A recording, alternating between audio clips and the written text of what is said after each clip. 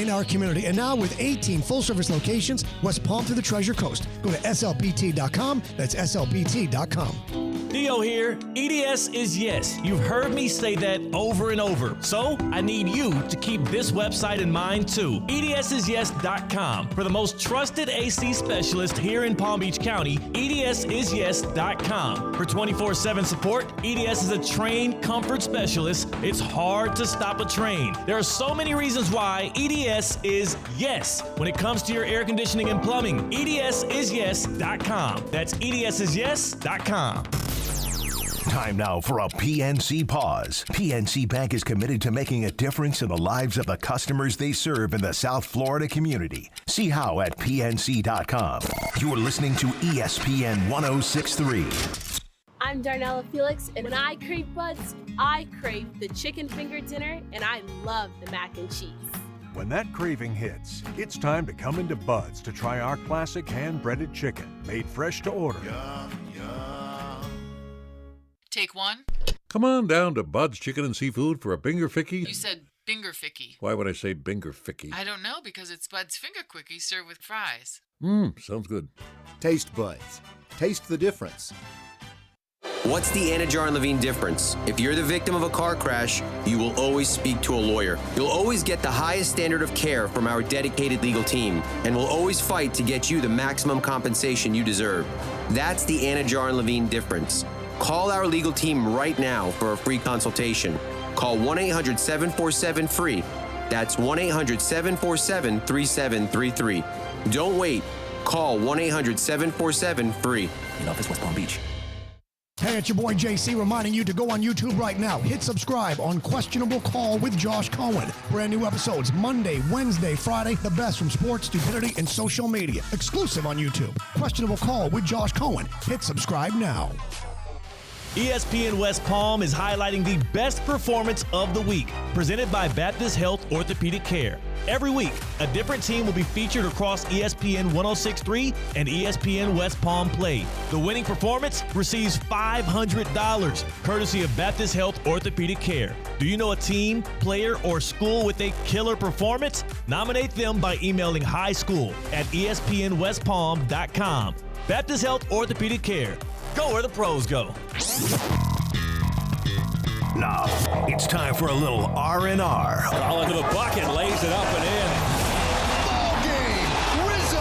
Live in the Anna Jar and Levine Accident Attorney Studios, this is Russo and Rizzo on ESPN 106.3. This team is going to be tough when they finally get it together. Sit back and relax. Let Russo and Rizzo take you home. Oh, mercy! Light him up, Colin!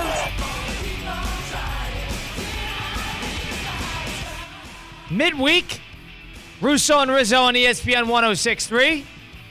Eric Spoelstra throwing a game, essentially. Pulling a Chris Webber. No timeout. Down to the Pistons. Miami Dolphins, mentally weak individuals. Well, that's what Deshaun Elliott says, former Dolphin player who played on last year's team. College football playoff. The rankings are out. The official bracket, the mock bracket, is out. Precedents are being set. What does the committee care about? What should they care about? We got a packed program today. My name is Colin Russo. Join alongside me, Mike Rizzo, with Christian Cat, of course, behind the glass. We're live at the City Place Studios right here in downtown West Palm Beach at the City Place. It's a Wednesday edition, 13th of November, turkey season of Russo and Rizzo on ESPN 106.3. Mike, how you doing today? You good? I'm great, partner. I had a great day today. Had a couple of meetings, and I'm ready to roll. I'm ready to roll with some college football, and I still can't believe Spoelstra blew that game. Who said the Emirates Cup wasn't fun last night? I think, I know we don't talk to C-Cat till 5 o'clock, but I remember before we left, the Emirates Cup wasn't any fun. That was fun last night. It was not bad. It was ugly, but the Warrior game was interesting. But we have a game tonight. Yeah, Talk about Emirates Cup. You and I got to coach our youth team tonight. We got our first game 8:30. I couldn't. I apologize in advance, Colin. I failed in recruiting supporters within the office. I kind of floated the question around yesterday, and one of our teammates, and I quote Colin, one of our teammates said, "Riz, I would rather die than go to the game. So Somebody said that to you? Yeah, someone literally, I'm not going to out the specific person. I would. You want me to out? Yeah. Anna. Anna said that? Anna said that. That's not nice. She said, I would rather die instead of go to your game. And then I asked another said person, and she said, absolutely not. And she said, and I understand where Margot is coming from. So I don't think we're going to have a lot of supporters at the game tonight. But nonetheless, man, I'm excited. We installed the press defense last night. Which was a journey. But hey, they got it, right? Yeah. They got it. I don't know if we have anything else, but we got the press. We got the press. We got Which is all you need in a youth basketball game. We got the press, and I think they understand what to do offensively now, Colin. I don't know about that. Offense is going to be a journey tonight. We had a lot of turnovers. Defense is creating the offense. Yes, we had a lot of turnovers last night in practice, and something that was doing Colin and I's head in yesterday, we were not finishing our layups. We were not finishing at the basket on wide open transition looks, and we're a little worried about putting the ball in the hoop. But defensively, we're set. We'll see what happens. Any last minute advice? Please let us know. Phone lines are open 888-760-3776. Now I wonder how the game is going to be officiating. We have a couple of players on our team that like to hand check a little bit. They get a little handsy on defense. We're gonna have numbers, so if guys have to foul out, they have to foul out. Colin said after practice, I think we're going to have close to 2 or 3 guys that are going to foul out in the game tonight. So I think there's going to be a lot of laughs. There's going to be a lot of fun. And Colin, do whatever you can to win. You said you coached before. This is my first time ever coaching a game. Yeah, this is a different team. We're going to see how this goes. But 8:30 tonight, we'll give our update on that tomorrow. We got our press. We got nothing else. No out of bounds. No. I went up to you after practice and I go, Kyle, you think we should install some kind of out of bounds play? And he goes, we're out of time. Yeah, out of time. We got our press. When in doubt, just run the press. I mean, it can't be that hard. Maybe at halftime. We'll draw something up in a timeout. We can line up the kids and teach them something real quick at halftime. But other than that, man, we're winging it on the out of bounds. Which I like. And unless we walk in and we got the 86 Celtics in front of us and we get boat raced, I think we're going to be okay. Now, we are a little worried about height, but we did get a great addition to the squad last night. One of our players was a first-time member in practice, and good night to show up. Was one of the first times he's been with us, and he was a bigger kid. And a physical kid and athletic. He could get to the hoop. So. Need some size. So that's the case there. We'll see what happens tonight. 8:30, a late one. Nice job for Steve Politzino, the Good Card Brands president, to schedule us with the Pac-12 after dark, essentially, is what he's putting us in that slot. 8:30. I'm getting ready for bed. Ridiculous. Nonetheless, college football playoff rankings officially out. So the rankings, of course, are a little different than the actual mock bracket due to the auto bids, but they are as follows. Oregon as the 1, Texas at the 2, BYU is the 3, Miami still as the 4. Those are the buys. And the matchups they have, of course, starting with Ohio State at the 5, they're playing Boise State. They have Penn State hosting Ole Miss at the 6, Indiana at the 7 hosting Alabama, Tennessee hosting Notre Dame as the 8 and 9 games. So that is what the college football playoff ranking has in store. 4 Big Ten teams in the top 5, and Texas at number 3. If anything is abundantly clear based on those top 5s alone, is that the committee has no interest in strength of schedule. And whether that's a good thing or a bad thing, I think is a little bit up to interpretation. Because if you want to go strength of schedule, then you'd have to favor the SEC by a wide margin. To that point, what is going to incline these SEC teams to schedule big-time out-of-conference opponents when they don't necessarily get benefit of the doubt in these rankings? So there's this 2 sides to the ball game there. When you got teams such as Georgia and Alabama who are hovering around the 10 through 12 range. Georgia's the first one out, actually, in that bracket. When Georgia's 2 losses are to 2 ranked teams on the road, and Georgia has a win over a top 5. So it's a matter of, and Georgia also has a win, neutral site, over a team that is currently ranked in Clemson at 20. So what side do you favor? The win-loss column, the actual quality of the wins, or the strength of schedule. That is the precedent that the college football playoff is going to need to set now, and it sounds like that win-loss record is what matters to them. 888-760-3776, the number to get into the program. That's 888-760-3776. I, for one, think this is a dangerous precedent to be set. I agree, and I fall under the quality of win. Why is Texas the end-all, be-all? Who have they beaten? Nobody. Michigan? Nobody. Michigan, the team Vanderbilt? up north? That's what I mean. Like, Colin, Georgia has the more impressive win, and it goes down to the win-loss, to your point. I think Georgia is by far a better team than Texas. I think Texas is very, very fraudulent. I think we're going to find that out if they do end up making that SEC championship. And all of a sudden, that game against Texas A&M fascinates me because I think Texas A&M is a hard-nosed football team coached by good coach Mike Elko. They don't have the Jimmies and the Joes that Texas has, but I think A&M is a little more battle-tested than Texas. So that's going to be an interesting matchup at the end of the year. But I'm one for quality of the win by far. And even as an Ohio State fan, I mean, our best win is Penn State. Now, I know the committee loves Penn State, and I am coming up for excuses for Penn State to be good because that's the only strength, basically, win that the Buckeyes have all year. I don't even know if Ohio State should be 2. You know? I'm almost there at that point. Maybe an SEC should be higher. One thing's abundantly clear, that Texas A&M game at the end of the year will be for a bid into that playoff because that's going to be playing for an SEC championship bid.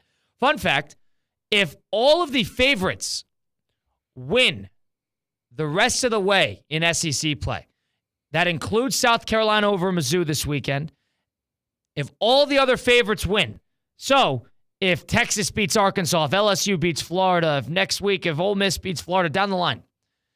If all of that happens, and the one game that will likely go against the grain is Arkansas beating Missouri, and Arkansas is not bad, and Missouri stinks. If that's what happens, if Mizzou loses twice to South Carolina and Arkansas, 2 teams that are very capable of upsetting, and everybody else does what they're supposed to do, LSU gets the bid to the SEC championship game. LSU will get that bid, and they will play the winner of Texas A&M. They will have that over Alabama. They will have that over Georgia. Texas A&M would be sitting at that 5, Ole Miss at the 6, and Tennessee at the 7. That is how the SEC standings would shake up. If everything goes to plan and Missouri drops one. That is how much of a chaotic nightmare that this college football playoff and how this SEC can shake out. If I got you right, and I think I'm following you on this, it'd be Texas versus LSU.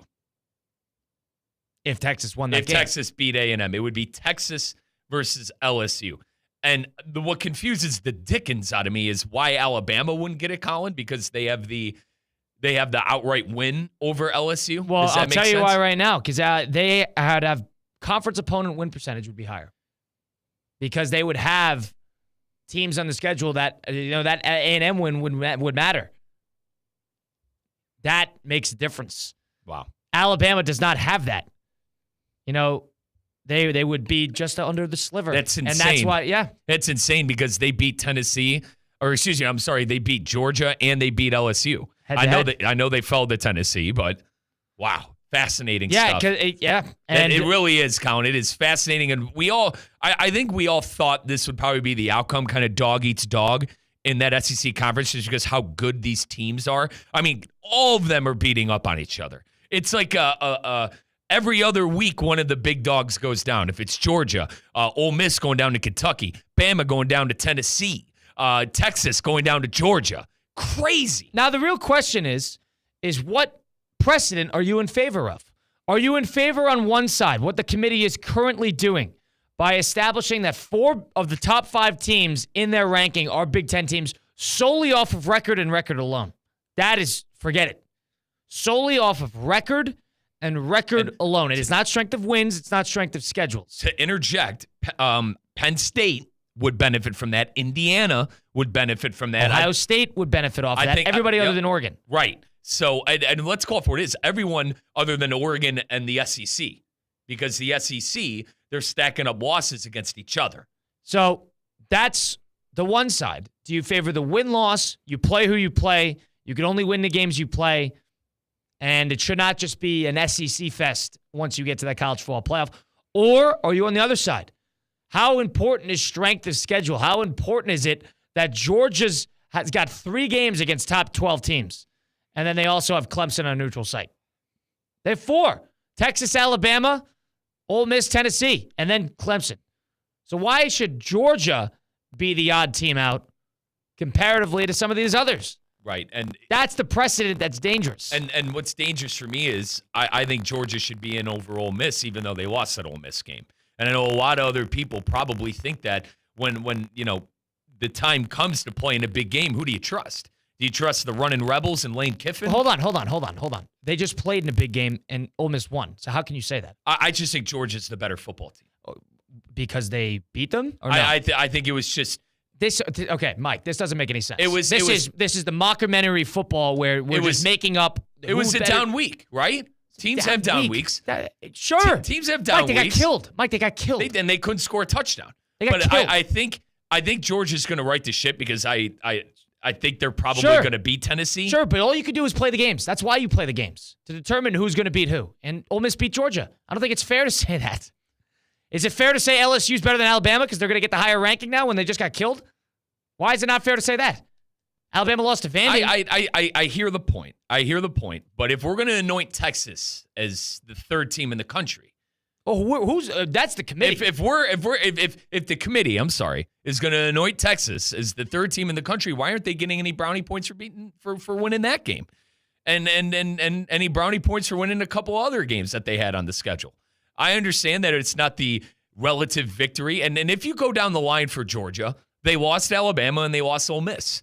If they win one of those games, I think they're well in position for the SEC championship and well in position to be in the playoff. I kind of have a problem with Georgia being out and a team like Miami, and you're going to yell at me, and Indiana and BYU being in. BYU undefeated, I understand that. But you're saying you have a problem with the structure of the playoff itself when you say that. So you want it to just be an SEC fest?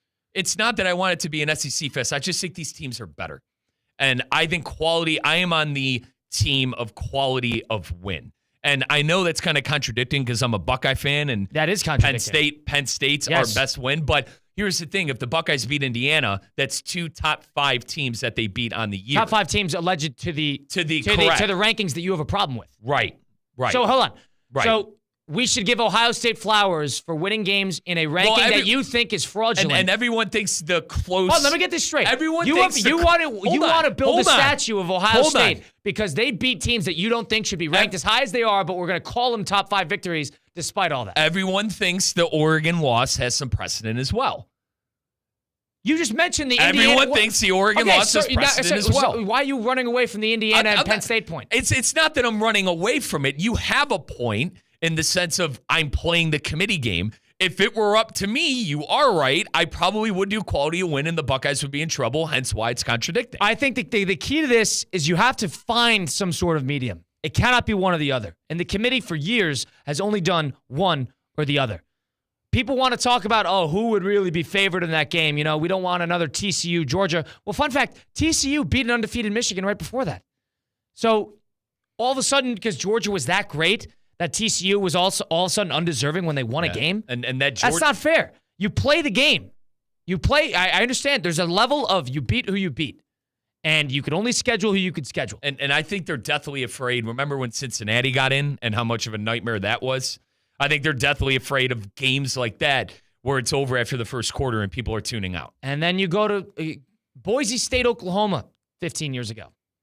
Boise State didn't beat anybody that year. They beat Oklahoma then. So this stuff happens. You have to play the games. And last year, it's acting like the committee and the college football fan that opts for this sense is acting like these games were already played by saying, Georgia would kill this team. Georgia would kill Indiana.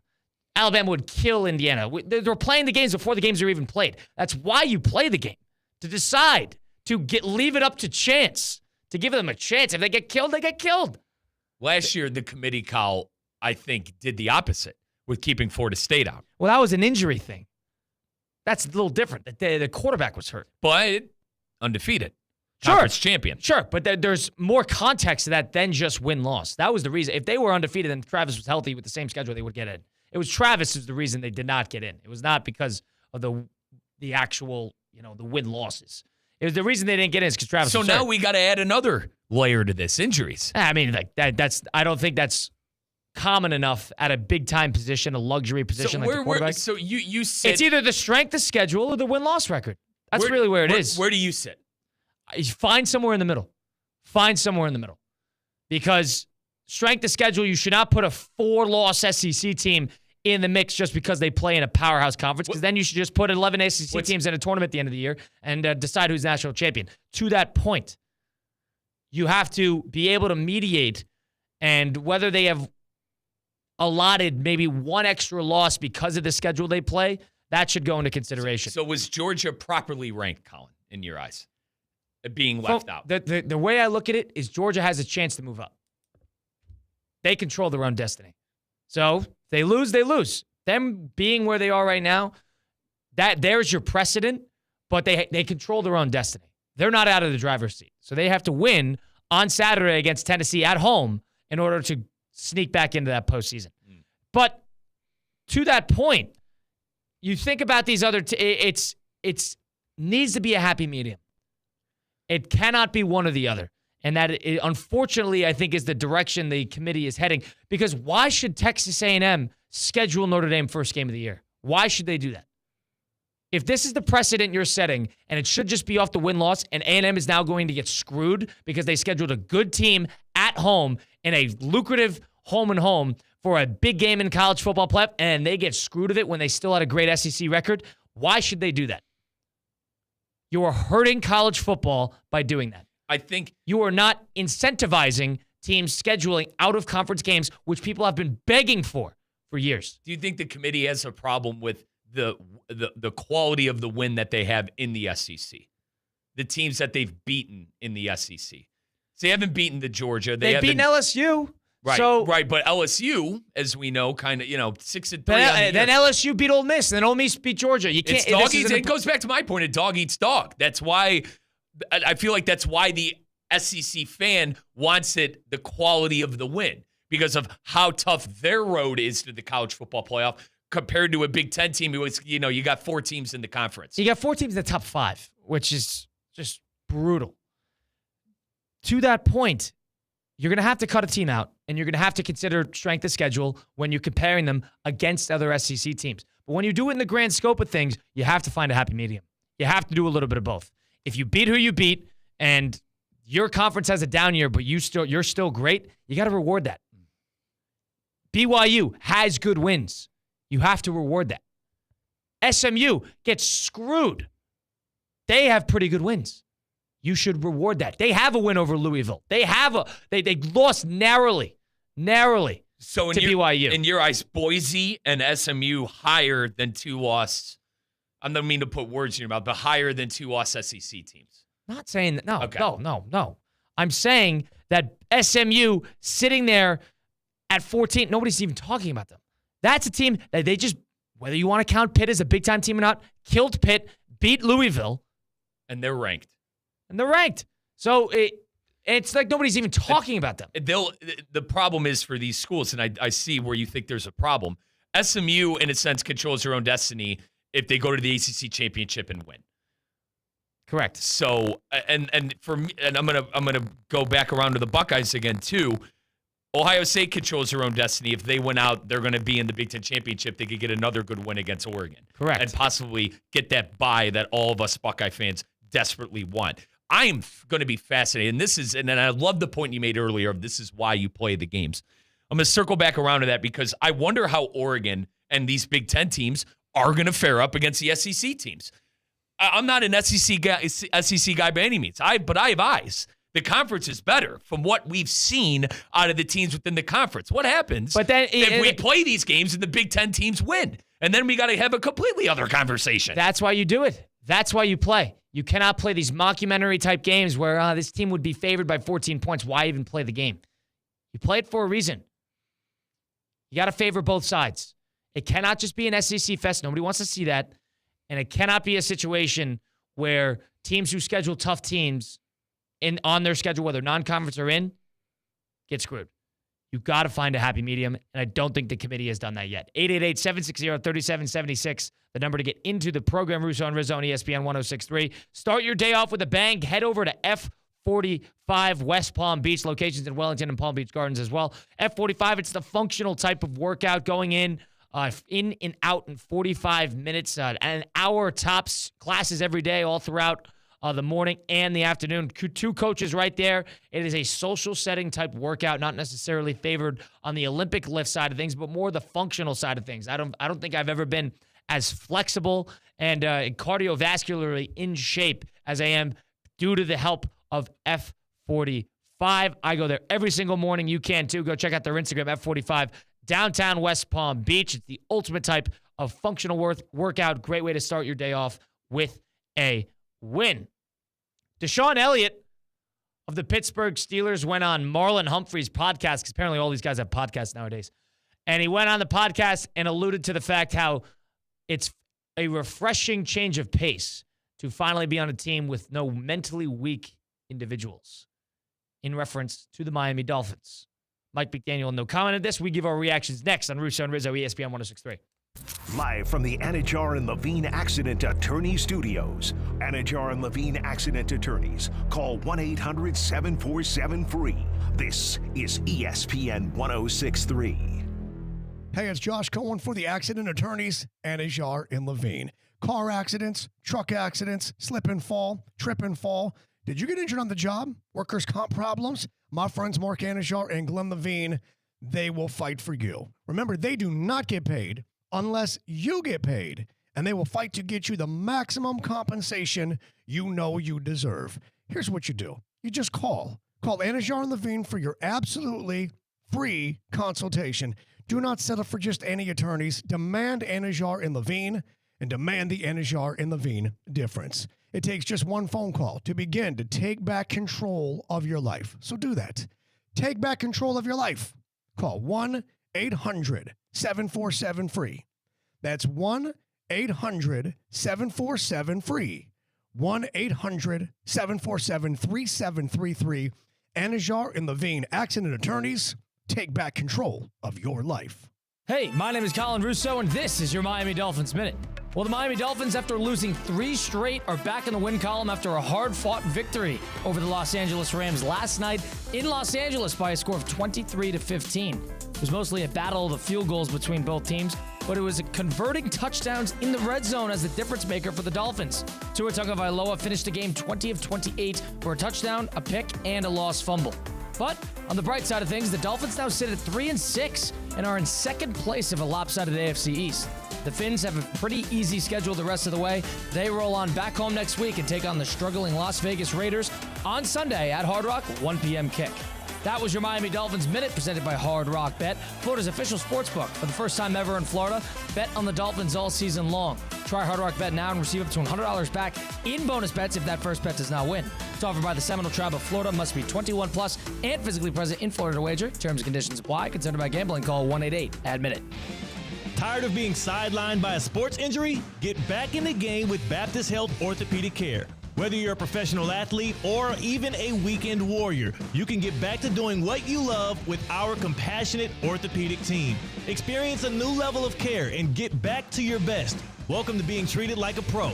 Make an appointment today at baptisthealth.net/ortho or call 833-556-6764. I know you be hearing this and that from here and there, but please trust and believe, little mama. Let's get back to the Anajar and Levine Accident Attorney Studios. This is Russo and Rizzo on ESPN 106.3. Episode 50 of Russo and Rizzo on ESPN 106.3. Hard to believe we've already been through 50 episodes of this very program, but a whole lot of fun to continue to be had. What precedent are you for with the College Football Playoff Committee? They set one by they're saying that the record matters more so than the strength of schedule. What say you? Is the win-loss record that important, or is it the strength of schedule? Is it somewhere in between? Let us know, 888-760-3776, the number to get into the program. That's 888-760-3776. Deshaun Elliott of the Pittsburgh Steelers, who was on that Miami Dolphin team last year, took to a podcast, what's new with these NFL players, to express his displeasure, or I guess his pleasure in the fact that he is with an organization and a team that values toughness, and he is no longer with a team, the Miami Dolphins of last year, that were surrounded with mentally weak people. Here's Deshaun Elliott and what he had to say in regard to the Miami Dolphins being mentally weak. I haven't been able to play against Baltimore the way I wanted to, because last year I played up for a team that was soft as oh my God, I can't put that on there. That was pretty soft. The guys on the team, but there were some guys who were tough, but like for the majority of the team, there was not mentally tough individuals. So to be on a team with a full team of mentally tough guys going against another mentally tough team and AFC North ball, it's gonna be fun, man. Wow. And we got one more, I believe, talking about the mentally weakness, is that a word there, of the Miami Dolphins. We were a really good team, and then the injury bug hit us. And then after the injury bug hit us, we played the Titans. When we played Tennessee and lost to Tennessee, you can tell the heart and soul for that team disappeared. We didn't have any more guys that are going out more, guys that are going to the strip clubs throughout the week, guys that are showing up to meetings late. You can just tell, like, the Miami culture is a reason why Miami will never be good. Like, Miami will never be a good football team. And I don't care. They will never be good because of the Miami culture. Deshaun Elliott, it was a safety currently for the Pittsburgh Steelers. Had it without glaring words there from the former Dolphin in terms of the culture surrounding Miami and the weak nature of each and every one of those players. That is quite a comment. Yeah, Mike McDaniel had nothing to say about that when asked about it. He said, I want to concern myself with the team this year and not the team last year. I do not care what former players had to say. But, Mike, this looks rough. And whether he is right or wrong is another thing to be considered. But there's no doubt in my mind that the Steelers are a tough organization and a tough team. So there's definitely merit there. Totally. I mean, the Steelers terrorized me my entire childhood. They're the precedent of a successful NFL franchise. The Rooneys are some of the best owners in sports, and Mike Tomlin's one of the best. They're the blue collar. Exactly. And Mike Tomlin's one of the best head coaches in football. Colin, did I hear gentlemen's clubs being mentioned? Yeah. And that, I mean, he did not mince his words. I am somewhat a little impressed with how he kind of went about shouting out, I guess, maybe the right word, the Pittsburgh Steelers and all that. But I think he went the wrong way about just completely bashing his former team. You know how this league is, Colin. You never know if you're going to end up in Miami via a trade or something. I don't know. I don't like players hopping on other players' podcasts mid-season. I think that's also a bad look. Well, they're teammates, but yes. You know what I'm saying, though? But, like, why put that out there? I understand the Steelers and Miami are very two different teams, and they play each other this Sunday. Doesn't this just feel like bulletin board material for the Dolphins? Like I said. Well, the Dolphins the Steelers, of course, got the Ravens this weekend. So they got that to deal with. And I think the point of the argument was, I'm on a blue-collar team. We're playing another, like, blue-collar tough team. And then they alluded to earlier in his career when he was on Miami, and you didn't necessarily have that. It just kind of seems like a distraction. Like, I completely am fine with Sean Elliott coming out and saying, listen, man, the Steelers are a great organization like that. He could have said it in a better way than the way he did. But, hey, man, I guess you're not going to mince words when you're on your buddy's podcast like that. I agree with it. I mean, listen, I'm not in the locker room, so I didn't play for the team. But from, view from afar, I don't know how you could disagree with this. I don't think Mike McDaniel has been somebody who necessarily embodies the tough nature of the football team. He's the gimmicky offensive coordinator guru type of guy who, the pat in the back. And that's his persona as a coach, with the glasses and the outfits and the Miami lifestyle. The glamour. He embodies it. Yeah. It doesn't necessarily reflect a blue-collar nature. And maybe there is something to say about that with the Miami Dolphins not having any sort of major success in the better part of 25 years. The fact that he said that, I don't know how you could necessarily dispute it. I also want to mention, I know that Brian Flores did not have good moments in Miami, but I could argue Brian Flores tried to establish a culture that's kind of similar to Mike Tomlin's. Shoe didn't fit. And it just didn't work. And maybe Sean Elliott's onto something that there's a precedent in Miami of the gentlemen's clubs and the glamour, the lifestyle.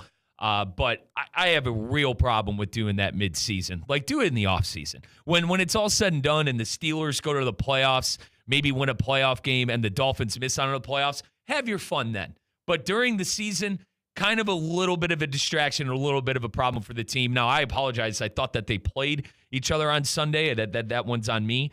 But nonetheless, very much a distraction for me. The one thing I'll say is Mike Tomlin, of all people, is somebody who does say give the other teams bulletin board material all the time. The Steelers talk a lot of garbage, whether it be, Fitzpatrick or go down the list, even Tomlin.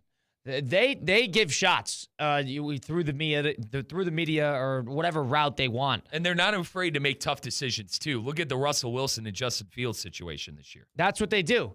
And there's no doubt in my mind that they are a tough organization. They're a blue-collar organization. And there's no doubt in my mind, on top of that the Dolphins are in any way, shape, or form a tough organization. They are a weak organization. That I don't from afar, that's the perspective of the Dolphins. Everybody worries that they can't play outdoors when it's not 80 and sunny out. That, to me, coincides with being mentally weak. The numbers are there. They have somebody who they deal with injuries. They deal with the off-field issues. They have a coach who is, acts like he's the man when they win, and you can't find him when they lose. So it is not, they have an ownership that has been as pitiful of an ownership group with Ross as you could find. Chris Greer, a monumental disaster at general manager. And putting together stars in the right spots. They got the Jalen Ramseys of the world there. They got the Tyreek Hills of the world there. They have a bunch of guys who are distractions. Odell.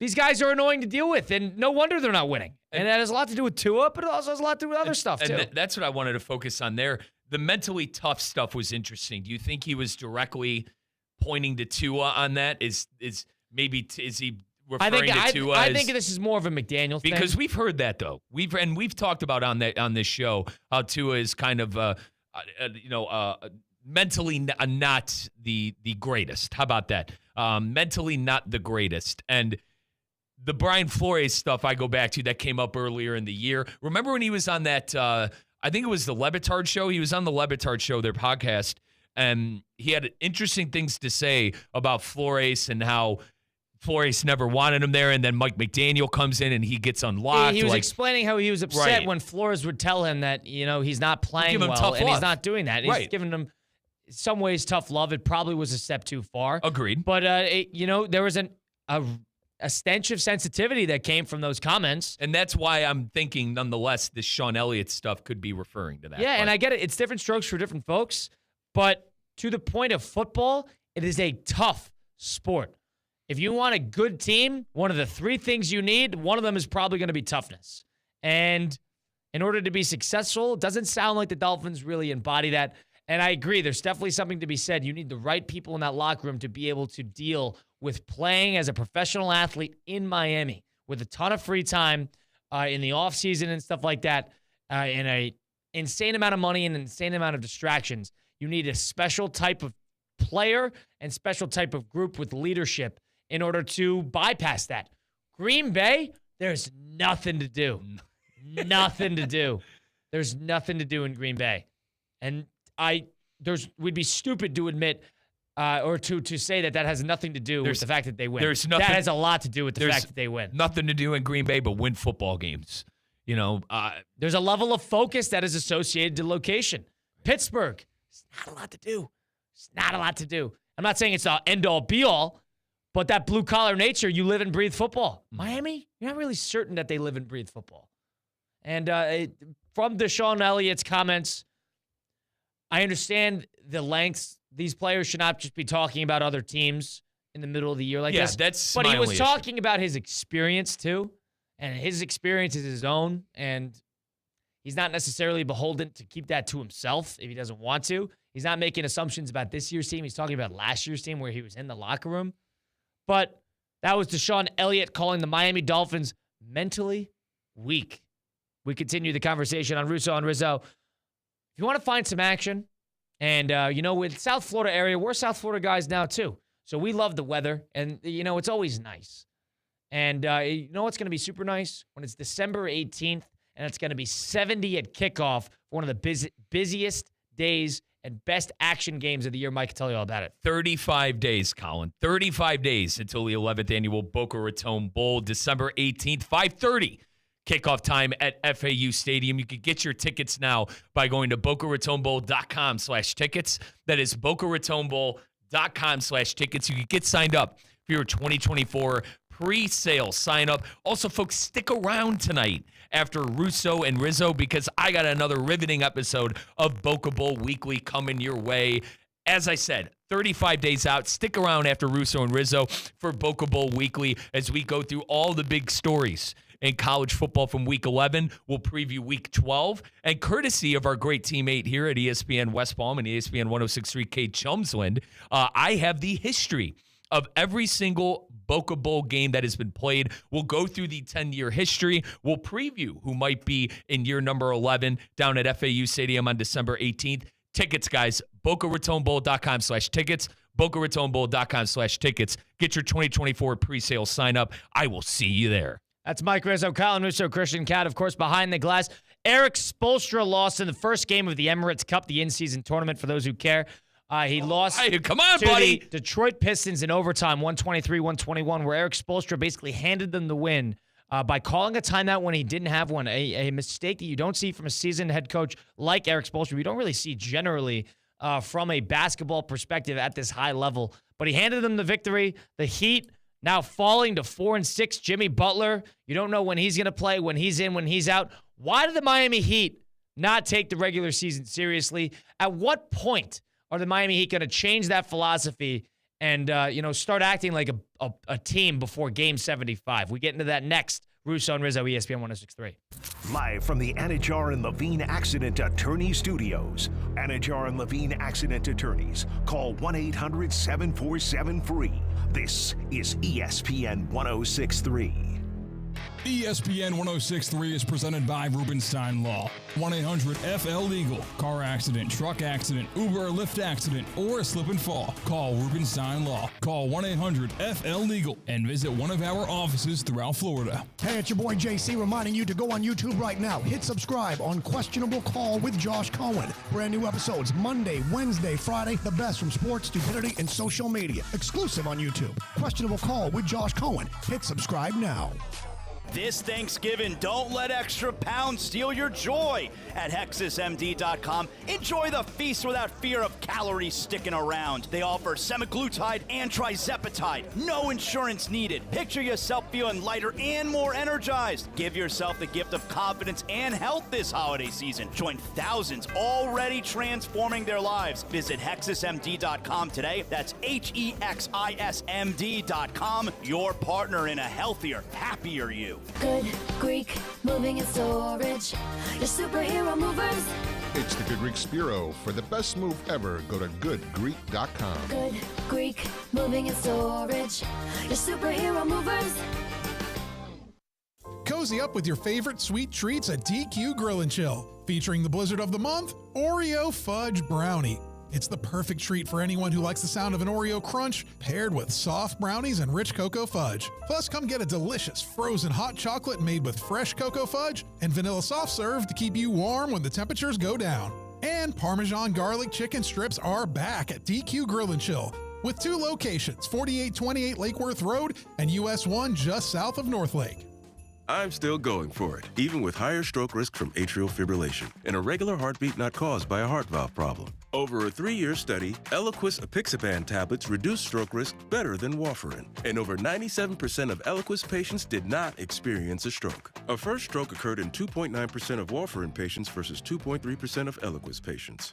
Don't stop taking prescription Eliquis without asking your doctor. It may increase your stroke risk. Eliquis can cause serious and in rare cases fatal bleeding. Don't take Eliquis if you have an artificial heart valve, abnormal bleeding, or antiphospholipid syndrome. While taking, you may bruise more easily or take longer for bleeding to stop. stop. A spinal injection while on Eliquis increases risk of blood clots, which may cause paralysis, the inability to move. Get medical help right away for unexpected bleeding, unusual bruising, or tingling, numbness, or muscle weakness. Medications such as aspirin products, NSAIDs, SSRIs, SNRIs, and blood thinners may increase bleeding risk. Tell your doctor about all planned medical or dental procedures. Learn more at Eliquis.com or call 1-855-ELIQUIS. Good people, it's me, Theo Dorsey, and I want to make sure you're locked in with us at Theoretically Speaking. Just hop on YouTube, search at Theo Speaking, and hit that subscribe button. You can watch us live or you can play us back at Theo Speaking on YouTube. It's free.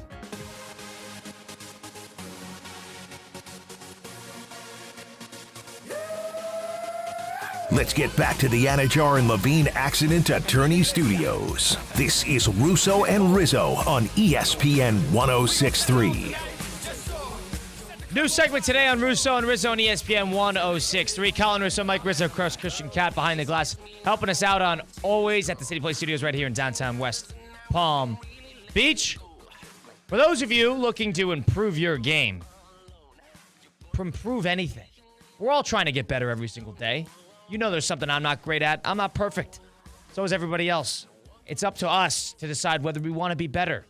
Whether we want to be better than yesterday, day by day, step by step. You can do that over at Flagstick Golf Performance. Golf fans, if you're looking to improve your game, Flagstick Golf Performance is the ultimate indoor golf experience. It's now open in Boynton Beach with 3 indoor simulators and a state-of-the-art putting studio. Flagstick helps players at all levels of their game get lessons from experts, try the latest clubs, or come for a round of the simulators. You could track your stats, see real improvement. Flagstick is where serious golfers and beginners find their edge. Bring your friends or family and enjoy golf like never before. Visit flagstickgolfperformance.com to book your session today. This is Better Than Yesterday, presented by Flagstick. What we'll do is we're all going to go around the room. There's got to be something that we have to improve. There's got to be something. Mike's got one. C-Cat's got one. I got one. Listen, I mentioned Flagstick. Elephant in the room. My wedge game. Yes. Better than yesterday. Now, I can't swing a driver worth anything. I can't putt, but for some reason, my wedge game is good. Short game is getting there. What am I better than yesterday at? Thanks to my pals over at Flagstick, I went on Tuesday. My wedge game. And I'm going to continue to improve upon that because I think that's going to be the first thing I master before I go to the rest of the golf. And I'm going to conquer it like in each and every step. It's going to be like a little milestone here, a little milestone there. It's going to be every club.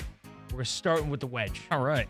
Is that where you started with C-Cat in your journey in golf? My journey in golf, I just started whacking the ball. And eventually I got I took me way too long to get okay at golf because I didn't have the direction you got at Flagstick.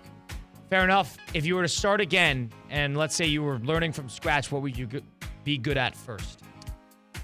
Probably my short game. Yeah. I just didn't think about it. And sometimes you get the yips. You think about it too much, and you chunk it every time. The wedge. What about you, Mike? For my golf game, I've always been able to hit my irons. What'd you practice first? What do you remember getting good at first? 9 irons. We'd practice 9 irons, pitching irons. I got golf lessons at a real young age, like 5, 6, 7. So I could play. I got some game, but I was joking around with C-Cat, who's invited me actually a few times to golf, but some stuff on the weekend has kind of held me up on that. Dude, I'd shoot 105 if I went out right now.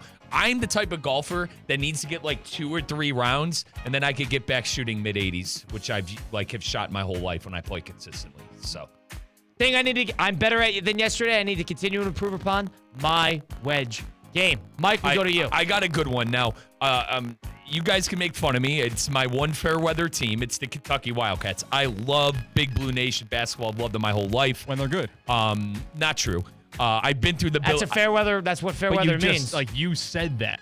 That's what fair weather does mean. I've been through the Billy Gillespie era. Okay, when the only good thing we ever had was Patrick Patterson. I've seen the championships with Tubby Smith. My uncle used to take me to games when I was younger. I'm a huge Big Blue Nation fan.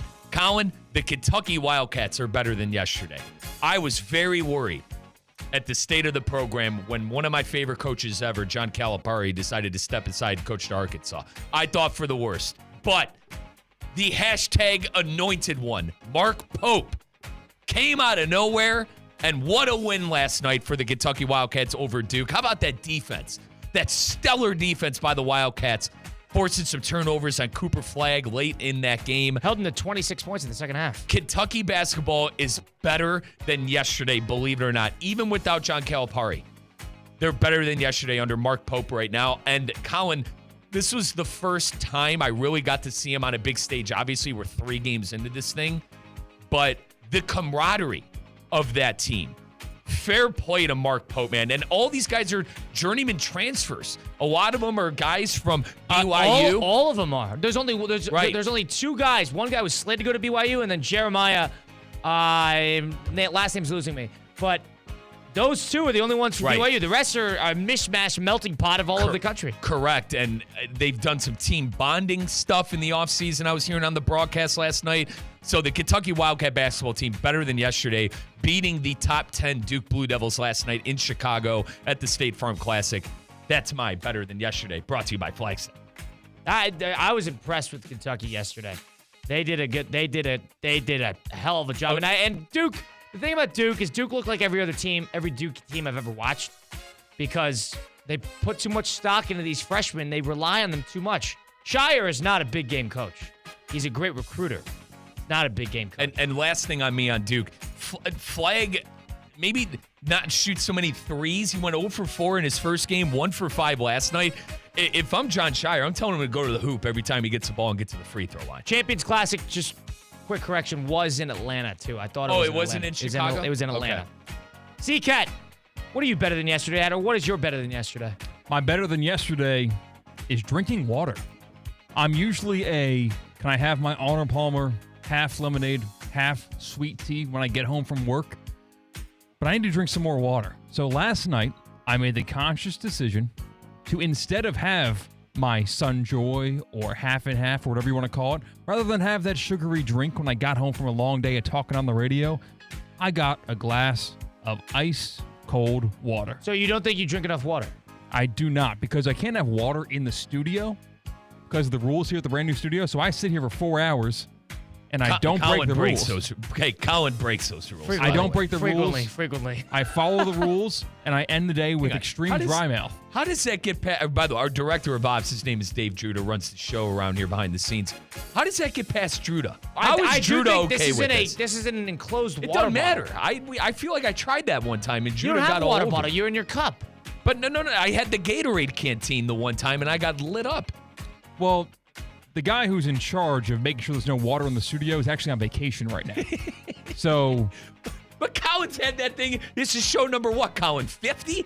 I could argue he's had that in here for every single show. And Colin has not missed a show yet, unlike me who got sick that one week. This is a closed water bottle. There's nothing wrong with that. Until you open it to drink it, and then it's not closed anymore. And then what if, I slip, fall, pour water all over the mics, and everything goes down. You know what they say, drink a gallon of water a day. I am. You think you get close to that? I probably have like half a cup of water a day until yesterday where I was better than that. What do you mean day. a half a cup of water? That's it? How do you survive? I just don't drink water. You know, it's either apple cider or it is peach punch. Oh my Peach punch. Who are you? Minute Maid peach punch really good. Has it since I was a kid. So what does your fridge look like? Do you have like a Brita? I have a fridge that has like the water dispenser on the door. Okay, so you have one of those. And I don't drink the water. I go for the iced tea lemonade combination, the peach punch, the apple cider, or I go with a cream liqueur for a nice little dessert drink. Colin, as you know, dude, I'm blown away by that. That's a lot of different options. And that's a lot of sugar, right? And CK, you're an in-shape guy. How aren't you bigger? Do you have sugar crashes? I think I'm just morose in general as a human being. You need to drink more water. Yeah, you do. And I had a little bit more water yesterday than I had the day before that. Better than yesterday, drinking more water. Colin, as you know, this body is ran on black coffee and water. Right. You drink a lot of coffee. I drink a lot of coffee, but also I guzzle a lot of water.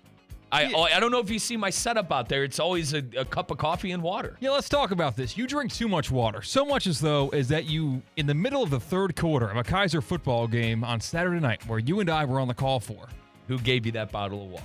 C-Cat, I gotta go. Can you carry us for 5 minutes? You that run and go to the bathroom. It was Colin. It was not 5 minutes. In the middle of I heard about this. What if Jim Nance did that? You think that'd be okay? No. It was either that or soil myself in the press box. Sometimes that's what duty calls for. Hang on. Who gave C-Cat a bottle of water when his throat was absolutely parched during the broadcast? Mike Rizzo. Thank you. Who should have finally wet drank their some pants. water. Should have wet your pants instead of letting the broadcast suffer. I can't get over that. A half a cup of water? How are you alive? That's why I am very concerned. Is your girlfriend concerned too? Yeah, like the blood inside of me is like molasses. It just crawls throughout my cardiovascular system. It's tough. That was an in-depth description of what that could possibly be. I'm fat. Wow. Okay. All Colin drinks is water. He doesn't drink coffee. I drink a lot of water. Like a concerning amount. This is 30. I just checked. 32 ounces this water bottle is. I probably drink 6 of those a day. So is that a gallon and a half? Good on you. I need to fix that. I'm trying to get like you, big bro. I have 2 at You'll go to the bathroom a lot, but you'll feel good. Yeah. Feel hydrated. At all times, I have 2 24 cases of water at my apartment. Wow. In the fridge. You need to get better than yesterday for that. That was better than yesterday, presented by Flagstick. Do you want me to bring you in water? From now on, I'll bring you in 2 bottles. No, we got water here. Get you started. Invest in a water bottle. Invest in a water bottle. But C-Cat, maybe myself bringing you in 2 bottles will remind you, hey, dude, I got to drink some water today. So it's like, since it's a gift, I don't want to let you down and let it go to waste. Right. And then after those 2 bottles of water are gone, at least you know it's not going to be one of those days that you lived for 27 days of your life. There were 27 years of your life where you only drank half a cup of water. You live in South Florida. This is sweating weather all the time. That is losing fluids. You don't replenish that. You replenish that with iced tea. And then I still crack up at his coffee order. Yeah. Got to get a little caramel, vanilla, extra sweet. Oh, my God. Dude, it's a cup of sugar. Apple cider. This is too many. You have too many Colin, drinks. he drinks a cup of sugar every single morning. I forgot to include a couple of things I also drink. Coffee. I go, iced coffee, yes. I go actual apple cider, like buy in a produce section, and hard cider is like the alcoholic drink of choice on the weekends. So water rarely featured in my you miss diet. You miss fall. You miss New York falls with all that cider party. Are you like you wake up in the middle of the night, you have like a glass of like apple cider next to your bed? But like, yeah, say like that. Hold up, dude, that's psychotic. Do you have water next to you? I've done it once before, but the water is on my girlfriend's side of the bed, and she kind of owns that. Like one. I would say water. It doesn't have to be on one side. with how my body is, even the amount of water that I drink, 2 times a week, I probably wake up in the middle of the night very parched, immediately chug a bottle of water, go right back to bed. So you're chugging, to Colin's point, you're going to the 2-galloner of apple cider that you have in your refrigerator, and you're just right down the hatch? Yeah. We need to fix that. Yeah, dude. We need to fix that. Used to go with Hawaiian Punch, but I've gotten away. God. It's only like that could make a car run. That's what Hawaiian Punch is. To Colin's point, bit psychotic in the middle of the night, grabbing that 2-galloner and you guys bicker a lot, and you rarely are on the same side of an opinion, and I've never seen you in sync. Russo and Rizzo, the reaction to me saying the word that is psychotic that you were drinking. Brother, you could put that in your car engine and it'll run. It's like $1.98. It's like so cheap. It's $1.98 for a reason. And like I said, man, C-Cat, you're an in shape dude with the amount of sugar consumption. You'd look like a chiseled Greek god if you cut that out. I always remember, because I used to be 350 pounds. I swear, man, if you just go water and black coffee, you'll lose, like, if you're trying to lose weight, actively active, you'll lose 40 pounds if you cut out the sugar. Honest to God. Wow. All right. We'll do some 5 at 5 next on Russo and Rizzo on ESPN 106.3. Calling all sports fans, grab your MVP card and head to Duffy's, where you can catch all of the action. Not an MVP? Sign up for free and start earning rewards today. Duffy's is voted the best sports grill year after year with their award-winning burgers and wings. Don't forget about Duffy's famous 2-for-1 drinks all day, every day. And with over 80 TVs in every location, you'll never miss a minute of the game. Visit Duffy'sMVP.com to learn more. Duffy's, our game is always on. Hey, my name is Colin Russo, and this is your Miami Dolphins Minute. Well, the Miami Dolphins, after losing 3 straight, are back in the win column after a hard-fought victory over the Los Angeles Rams last night in Los Angeles by a score of 23-15. It was mostly a battle of the field goals between both teams, but it was converting touchdowns in the red zone as the difference maker for the Dolphins. Tua Tagovailoa finished the game 20 of 28 for a touchdown, a pick, and a lost fumble.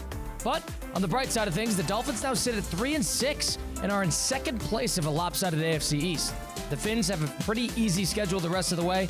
They roll on back home next week and take on the struggling Las Vegas Raiders on Sunday at Hard Rock, 1 p.m. kick.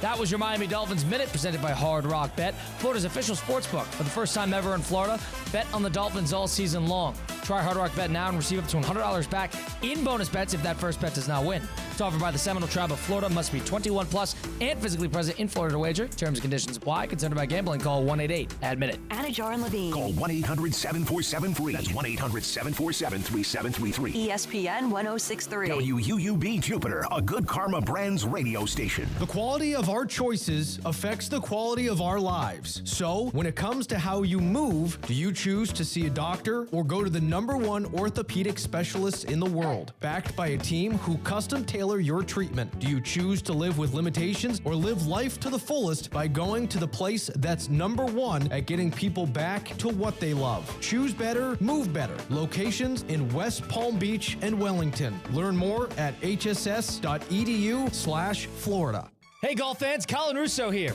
Looking to improve your game? Flagstick Golf Performance, the ultimate indoor golf experience, is now open in Boynton Beach. With 3 indoor simulators and a state-of-the-art putting studio, Flagstick helps players at all levels up their game. Get lessons from experts, try the latest clubs, or just come up for a round in the simulators. You can track your stats and see real improvement. Flagstick is where serious golfers and beginners find their edge. Bring your friends or family and enjoy golf like never before. Visit flagstickgolfperformance.com to book your session. Palm Beach County's premier college football event is back. Don't miss the 2024 Boca Raton Bowl, Wednesday, December 18th from FAU Stadium and broadcast live on ESPN. Last year's game saw in-state Rising Power USF beat Syracuse out of the ACC. What will this year's game have in store? Big names, big teams, big action. The 2024 Boca Raton Bowl, December 18th at FAU Stadium on ESPN. Don't miss out. Find out more at BocaRatonBowl.com. Now for a PNC pause. PNC Bank is committed to helping the customers and the communities they serve move forward financially. See how they can make a difference for you at PNC.com. Business owners, are your employees driving you nuts? Is money tight? Or have you just poured your heart and soul into your business and now it's time to retire and just relax? At Transworld Business Advisors, they have buyers from all over the world ready to buy your business now. Call for a confidential conversation about your business's current value. 561-203-5121. That's 561-203-5121 or visit tworld.com today.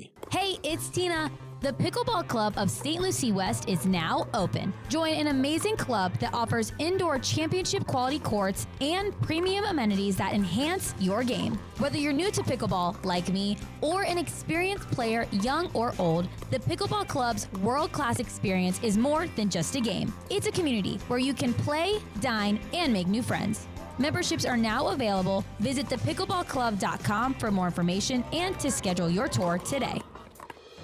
Lease the new 2024 Range Rover Evoque 250S today at Land Rover Palm Beach for only $499 per month with a 42-month lease and only $47.50 down, plus fees and first month's payment. Head over to Land Rover Palm Beach today, located on Okeechobee Boulevard just past the Turnpike, or visit LandRoverPalmBeach.com to set up a test drive of the new 2024 Range Rover Evoque 250S. Land Rover Palm Beach, above and beyond. Hey, it's your boy JC reminding you to go on YouTube right now. Hit subscribe on Questionable Call with Josh Cohen. Brand new episodes Monday, Wednesday, Friday. The best from sports, stupidity, and social media. Exclusive on YouTube. Questionable Call with Josh Cohen. Hit subscribe now. Now, it's time for a little R&R. All into the bucket, lays it up and in. Live in in the Anajar and Levine Accident Attorney Studios. This is Russo and Rizzo on ESPN 106.3. This team is going to be tough when they finally get it together. Sit back and relax. Let Russo and Rizzo take you home. Oh, mercy! Light him up, Colin! Episode 50, Hour 2 of Russo and Rizzo on ESPN 106.3. Officially closer to episode 100 than we are to episode 1. How about that? But 13th of November, a Wednesday edition. Colin Russo, Mike Rizzo, Christian Cat, of course, behind the glass at the City Place Studios right here in downtown West Palm Beach. Whole lot happened. Eric Spoelstra blew the game against the Detroit Pistons. Why is it that the Miami Heat, it's like their identity that they shouldn't care about the regular season? They're basically borderline unwatchable during the regular season. Whether guys are not playing, guys are getting hurt. And then it's like they enjoy the fact that they're going to squeak in either as a play-in team or the 8th seed. And either they lose in dramatic fashion, everybody chalks them off, or they go on some miraculous run. Why is that the identity that the Heat really want to go with? Agreed. Well, they don't. I'm not saying you don't need to win 60 games, but to act like it's an unwatchable brand. Colin, you have a great coach and you have enough talent. Oh, the Heat are terrible. You know what? I'm going to disagree with you there. They haven't had a star since the Big Three. And Butler's a little unreliable, and he's older. And then I was expecting you to be like, well, where's Jimmy Butler? And I understand the bubble run was fantastic. All right, I understand that. But I think the circumstances were just a little different. Every game was played in Orlando. I'm not one of the people that calls it a quote-unquote Mickey Mouse championship, but I'm on the side of they probably don't make that run if we're in the quote-unquote norm. Michael, you can't not call Jimmy Butler a star after putting up 55 points in the playoffs against the Bucks. Win that series. This is after the bubble. But what hardware did they win with Jimmy Butler? An Eastern Conference Finals championship. Taking that? That's hardware? Yeah. Okay. It is. All right. Well, they also won 2 titles in a row. Well, yeah, but that was but to my point, that was with Wade, that was with Bosch, that was with Bron. But they've been stars starved, I think, since then, and that's why they haven't won it. The Heat have been in the top, I would say, 6 to 8 teams in terms of success consistently in the NBA over the past 8 years. Yes. But okay, all right, fine. We could sit here and argue Jimmy Butler. They need more. This is a star-studded league. Look at the teams. They need more, but their culture needs to change. They don't care about the regular season, and I understand it's a Pat Riley Spoelstra-run team. And this Spoelstra thing was stupid, and it was a bad look. It's happened once in 17 years with Spoelstra. That's one thing. But this is a common theme with the Heat, that they think they are almost better than the regular season, and they're above it, and they don't necessarily need to try as hard because all they need to do is make the postseason, which is partially true based on how the NBA is constructed because it's always a 7-game series. But at a certain point, what gives? Right. You guys need to be better in the regular season, and they have the talent to be better than what they are. They have no star. They're not a top 5 team in the league. But they're better than 4 and 6. They're better than what we've seen. That's just my takeaway. Yeah, and I think outside of a Mickey Mouse Eastern Conference championship, they've kind of been starved for its successful season. Oh, they were in the finals 2 years ago. 2 years ago against the Denver Nuggets. And they went through the Bucks to get there. They went through the Celtics to get there. So yeah, Come on, they Michael, went to you can't discount that. There's no Mickey Mouse about 2 years ago. 4 years apart, and they lost to the semifinals. What was it, against the Celtics? The year they went to play the Warriors. Jimmy was a 3-pointer away from winning that game 7. That's right. And so they've been there. And I'm not a Heat fan at all, in any stretch of the word. It's okay. But I got to respect what they tell me. That's fine. I just, in terms of actual success throughout the NBA, they're probably 6 to 8, but I don't like how they – listen, the regular season, I think it's – in a lot of ways, the NBA has made it pointless, but I don't like how much the Heat buy into it. It's like they almost think they're better than the regular season. Well, yeah, you got the hashtag Heat culture and all of that, but you know, I guess it's a little unfair. I guess I am counting it by rings and silverware and hardware. And as a Cleveland fan, I know better than anybody how hard it is to win at any level. But I think since the Big Three, they've kind of been star-starved outside of Jimmy Butler, and I think you're seeing that this year. I know Hero's played well enough. I know a lot of people are high on Bam Adebayo. I love the big man. If you're not Jokic or like Giannis, I know Giannis technically is like a 3, But unless you're Jokic or Giannis or Kevin Durant, a 7-footer like that, that down low style of play just ain't it anymore. He's a great defender. Yeah, he's a ceiling. You've seen his ceiling in a lot of ways for Adebayo. They're waiting for Adebayo to take that next step. But with Spoelstra yesterday, I think it's just reflective of a much bigger problem that the Heat have, and they dance around in the regular season. You're putting yourself behind the 8 ball, and now you're shrinking the margin of error for when you actually get to the postseason. Right, and you have to make a miraculous run just to stay competitive. They've been a playing tournament team for the last 2 years as well. So it's why put yourself in that position when all you got to do is try a little harder in the regular season. Just try a little harder. It's apparent that the Heat do not try that hard. In the meantime, it's Russo and Rizzo. That's Mike Rizzo, Colin Russo. Let's get to some 5 and 5. Number 1. Well, we talked about it earlier in the show. Former Dolphin safety Deshaun Elliott, or defensive back Deshaun Elliott, he had some strong words for his former team. He said, I quote, "Last year I played for that team and they were tough as heck." Not saying heck. There were some guys who were tough, but the majority of the team, the Miami Dolphins, they weren't mentally tough individuals. Does the Dolphins locker room have a culture problem? Yes. And I think it stems a lot with... How do you fix it then? Get rid of Mike McDaniel, get rid of the general manager, Chris Greer. Well, we tried to do the hard-nosed head coach with Flores, and it didn't work. I'm not saying you need to bring in Flores, and that Flores experiment didn't work. But I don't think McDaniel's the answer. I don't think he's the long-term answer at that head coach position, and I do not think that Chris Greer is doing them any favors in terms of a management decision. Stephen Ross is always going to be that owner of that team. Get rid of Greer. Get rid of McDaniel. I think you should flush out the leadership. You have talent, so you don't necessarily have to blow up the roster, but you need to flush out that leadership. That's my opinion. To Colin's point, the McDaniel experiment was fun for about 2 years, right? This year has kind of been a disaster. Now, there is a way, we talked about it yesterday, there is a way where the Dolphins could quite possibly sneak into the playoffs with how bad some of these AFC wildcard teams are, but I'm not buying that. I'm not drinking that Kool-Aid just yet.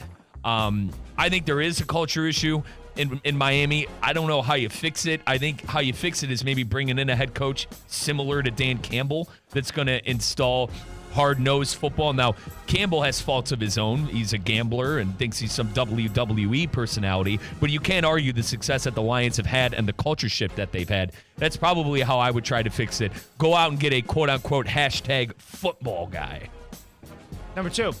Number 2. He's back. Anthony Richardson is named the starter for the Colts. After the team went to Joe Flacco the last couple of games, was this the right move? In hindsight, yeah. The Colts, they didn't look good for them. But I think if you're thinking about this from the perspective of where you want Anthony Richardson to be, I think Anthony Richardson right now is so much more improved, probably psychologically, mentally, maybe a bit healthier comparatively to what it would have been had he played the last 2 weeks and still just tried to string together a couple drives to win games. Him setting back, similar to a la Bryce Young, let him kind of read things from a different perspective, learn how to become a pro, learn how to approach the game a little differently. I know it's only 2 weeks, it's not 4 weeks or a month, but this almost is a reset. A lot of times when you're that age, he's 22 years old, you need a reset. And I think this is going to give him one. I don't think he's going to walk in and be Dan Marino, but I think he's going to walk in, I think he's going to be a better professional and a better player because of it. Joe Flacco blew up, man. I mean, terrible. I don't know what happened there. 2 touchdowns to 4 interceptions for Flacco. Got sacked 7 times in those 2 games as well. Colin, to put things in perspective, not to go stat geek here, but he had 7 touchdowns and 1 interception heading into where he got named a starter those last 2 games. I don't mind it. It's not working. Time to switch it up. Let's see if Richardson has learned something. I want to get the exact quote Richardson had today. They asked him about sitting and watching Joe Flacco. Yeah, he said it was the right. He said it was the right move. Yeah, he said thankful is what he said. He is thankful for sitting the last 2 weeks. Now, we had a bad taste in our mouth the last time we saw Anthony Richardson taking himself out of a game. And Colin, you've alluded to this too, throwing the deep ball, kind of playing jackpot, dead or alive. The millennials would know that game with the football. So let's see if it works again. Might as well give your franchise quarterback another try. Things aren't working out. Number 3. Well, the new CFP rankings came out with their second top 25. Did anything from last night's reveal surprise you? I guess the only thing that surprised me is they really doubled down on that perspective and the precedent with the record versus strength of schedule. Maybe they're going to change it up, but I have a hard time believing they're going to, flip-flop their philosophy when it comes to choosing these teams. 4 out of the top 5 are Big Ten. There's no chance you could convince me that the 4 of the 5 best teams in the country are sitting in the Big Ten.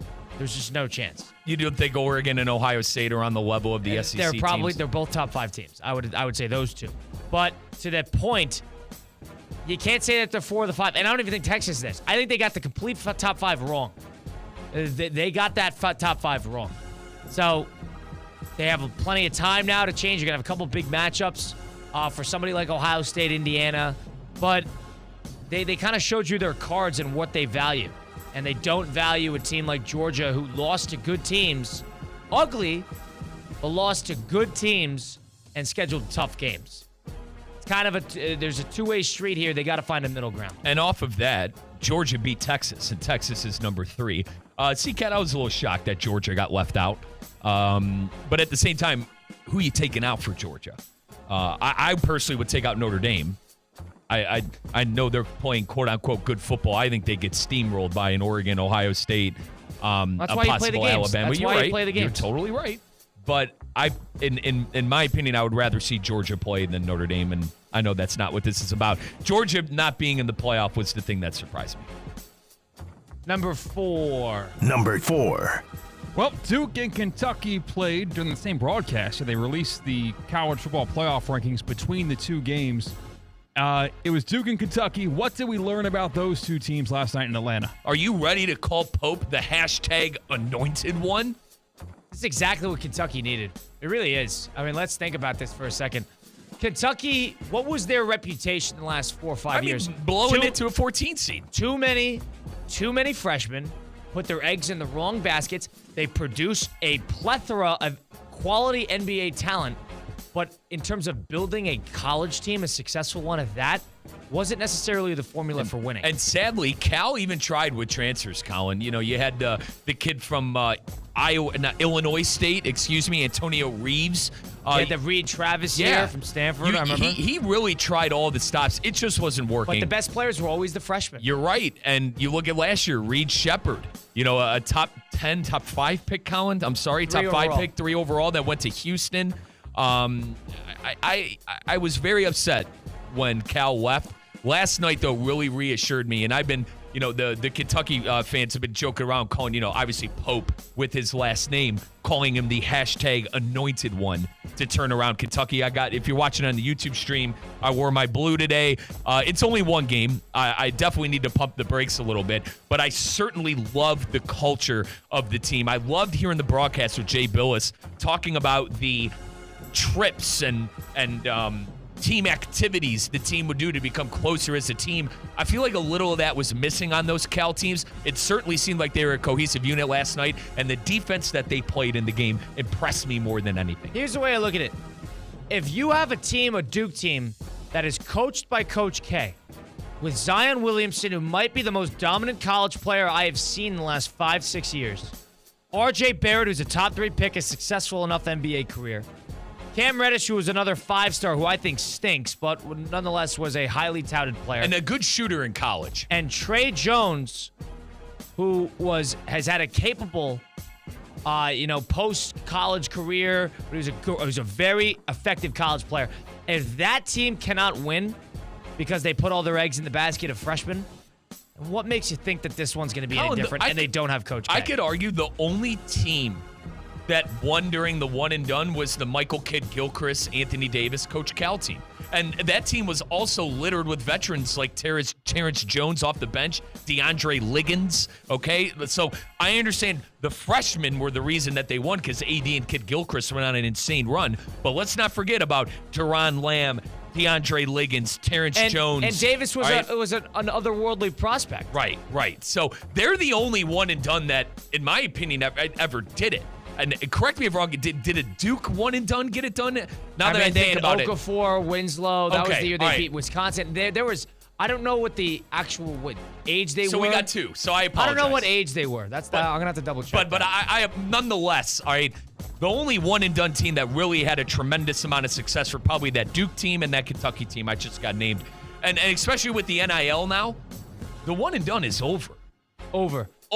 Done with. And Bye-bye. You saw last night, John Shire, he was a fox with his tail between his legs at the end of the game. He didn't know where to go. And he just gave Cooper Flagg, who's not an elite ball handler, he's going to be a great player. Let's get that out of the way. But he's not an elite ball handler, letting him go ISO 2 possessions in a row and turns the ball over twice. I don't even blame the kid. What do you expect him to do? Run a set. This is college basketball. This is not the NBA. He's not an NBA player yet. That's a little much. And they take terrible shots, too. Duke was taking horrific. And I know it's college basketball. There are bad shots in the game. But golly, how many contested threes was Duke taking last night? And Kentucky brings in 3 5-stars. 3 fifth years. Right. They bring in 4 more upperclassmen. Guys who have played in these other systems. Carr impressed the hell out of me, Colin. That's why they're great. So that's why it worked. Let's move on. Number 5. Number 5. Joel Embiid, one of the biggest star big men in the NBA. He's out tonight. Why? Bad back, bad knees, maybe a bad calf. No. He's out because of the back-to-back. First, the undefeated Cavaliers. Embiid played in the Sixers game last night, but does not play back-to-backs, apparently. Is this a bad look? Hang on, Colin. Can you say the Cavalier part again for me? The undefeated Cavaliers. Thank you. So, Embiid made his season debut yesterday, and he's already doing load management. Paul George, also not playing, has played 5 games this year. Injury management. And when Embiid was asked about it, he said it was the medical staff's decision. I would love to play. No, you wouldn't. No, you wouldn't, Joel. I want to give our reaction to this. This is we do a lot of Embiid and him not playing, but this is stupid. This is Embiid. 1 game? You're not even hiding it. 1 game. We continue the conversation, get into a little bit of what we're going to see on that end. Next, it's Russo and Rizzo on ESPN 106.3. Live from the Anajar and Levine Accident Attorney Studios. Anajar and Levine Accident Attorneys. Call 1-800-747-FREE. This is ESPN 106.3. Hey, it's Josh Cohen. When you need auto repair, honesty and reliability are everything. Trust the home for honest, reliable service since 1970. St. Lucie Battery and Tire. St. Lucie Battery and Tire has all the tire and battery brands in stock for cars, trucks, RVs, marine, power sports, golf carts, everything. Major and minor service repairs, free tire pressure, battery checks. St. Lucie Battery and Tire, over 50 years in our community. And now with 18 full-service locations, West Palm to the Treasure Coast. Go to slbt.com. That's slbt.com. Ready to transform your life? Hexus MD's weight loss solutions are here to help you achieve a healthier, happier you. Get started with semaglutide and trizepatide. No insurance needed. With Hexus MD, experience weight management that fits your lifestyle without quick fixes or fads. Join thousands who've embraced a new way of living. Imagine the confidence, energy, and freedom to live your best life. Start your journey today. Visit HexusMD.com. That's HEXISMD.com. Hey golf fans, Colin Russo here. Looking to improve your game? Flagstick Golf Performance, the ultimate indoor golf experience, is now open in Boynton Beach. With 3 indoor simulators and a state-of-the-art putting studio, Flagstick helps players at all levels up their game. Get lessons from experts, try the latest clubs, or just come up for a round in the simulators. You could track your stats and see real improvement. Flagstick is where serious golfers and beginners find their edge. Bring your friends or family and enjoy golf like never before. Visit flagstickgolfperformance.com to book your session. Texting enrolls you into recurring automated text messages. Consent not required to purchase. Message and data rates may apply. Hey, Dan, how you doing? Haven't seen you around the gym for a while. Yeah, I've really fallen off. Since I turned 40, I just don't get the results I used to get. Could be lower testosterone. Lower T? Yeah, I went through it a while back. Once you hit 40, your body has less free testosterone. I got Nugenix Total T, and it's made a huge difference for me. I've seen that ad on TV. Is it for real? Oh, yeah. The key ingredient is something called Tesnor, which helps boost free and total testosterone levels to help you trim up and stay lean. And it's made a difference for you? Man, I feel like I'm in my 20s again. At work, in the gym, and in the bedroom. Are they still giving out complimentary bottles for people to try it for themselves? Yeah, you just need to send them a text. Text PEC to 321-321 right now for your complimentary bottle of Nugenix Total T, the #1 selling testosterone booster at GNC. Plus, text now and we'll include a bottle of Nugenix Thermo, our most powerful fat incinerator ever, to help you get back into shape fast. Absolutely free. Text PEC to 321-321. That's PEC to 321-321. Banyan Printing, your trusted printing, mailing, and signage partner in the Palm Beaches for over 45 years. Banyan Printing's new metallic ink press adds that extra shine so that your product comes out in glossy gold, sparkling silver, or any other color you want to shine. Banyan Printing is the official printer of Kaiser Athletics and would love to be your official printing partner as well. Order products and learn more about what Banyan Printing can do for your business at banyanonline.com or call 561-586-6220. What's the Anajar Levine difference? When you're injured in a car crash, we focus on your case so you can focus on the one thing that matters most, getting better. I'm Glenn Levine with Anajar Levine. We'll fight to get you the maximum compensation you deserve. Call our legal team right now for a free consultation, 1-800-747-FREE. We'll help you take back control of your life. Call 1-800-747-FREE. That's 1-800-747-3733. In office, West Palm Beach. She ain't gon' tie me down while you on the road. Got it on the shirts, all the hats, all the clothes, what you want right now. Let's get back to the Anajar and Levine Accident Attorney Studios. This is Russo and Rizzo on ESPN 106.3. I know it's only the 13th of November, but in a lot of ways, it's holiday season. Get ready to celebrate the CP Group's 9th annual tree lighting and holiday extravaganza. That's Thursday, November 21st. From 5:30 to 7:30 at the Boca Raton Innovation Campus in Boca Raton. The Brick entry is free. If you bring a new unwrapped toy, make a discretionary monetary contribution to the Spirit of Giving donations. They'll be collected at the entrance to support the nonprofit's annual holiday gift drive. It's going to be spreading joy to thousands of children across Palm Beach County. You get VIP tickets. You get access to a hospitality tent for $60. You could get a carving station, open bar, special activities. All proceeds will go directly to benefit the Junior League of Boca Raton. Secure those tickets today. Space is limited. 10 historically sells out. Should be a whole lot of fun. You can meet Santa there with his live reindeer. There's going to be a whole lot and a charming petting zoo. 20 farm animals going to be on site at the Brick for the 9th annual tree lighting and holiday extravaganza with the CP Group. Mike and I will be there as well, handing out awards. So make sure you catch that because it's going to be a whole lot of fun. It's Russo and Rizzo on ESPN 106.3 from the City Place Studios. C-Cat had to leave. Mike is now behind the glass. Colin Russo here. Joel Embiid and Paul George not playing. Joel Embiid already on injury on load management. One game into the season. It's why fans don't like him. That's why fans. Yeah, that's why fans don't like him. Let's call it for what it is. Like I understand that a lot of NBA players feel like there are too many games, the 82-game schedule. I'm so sick of hearing that, to be honest. I'm very sick of hearing NBA players talk about how they're playing too many games. How is the home fan going to be excited? They're talking about resting these guys for the playoffs. The Sixers are 2-8. Right. You're 2-8. What playoffs at this point? Mm-hmm. What about the home fan trying to buy a ticket to that game? The Paul George thing that you mentioned fascinated me as well. He's not playing tonight, and Embiid's not playing tonight, and you have the undefeated Cavaliers coming into town. You think this would be a game that your organization would want to be up for. You're 2-8. Your stars are finally healthy. Paul George is healthy. Joel Embiid is healthy. But you're going to sit both of them against the best team in the league because of load management? Yeah, you're absolutely right. You're 2-8. You're well on your way to being in the lottery than getting into the playoffs, right? 2-8. They're second bottom of the Eastern Conference behind the Toronto Raptors, who are 2-10. So I'm going to assume tonight that the Sixers will not be competitive because they got no Maxey, no George, and no Embiid. Colin, not to twist this. Did you see the outfits that the Toronto players wore to the Staples Center last night? If you didn't, I task you into finding that. They're more interested in a fashion show in Toronto and Los Angeles than winning games. They were all what? Super jazzed out? Ridiculous. Ridiculous outfits. And like the NBA loved it, and then they put something on Instagram like, what does it look like each one of these players does for a living? It's a bad look, bro. They lost by 20.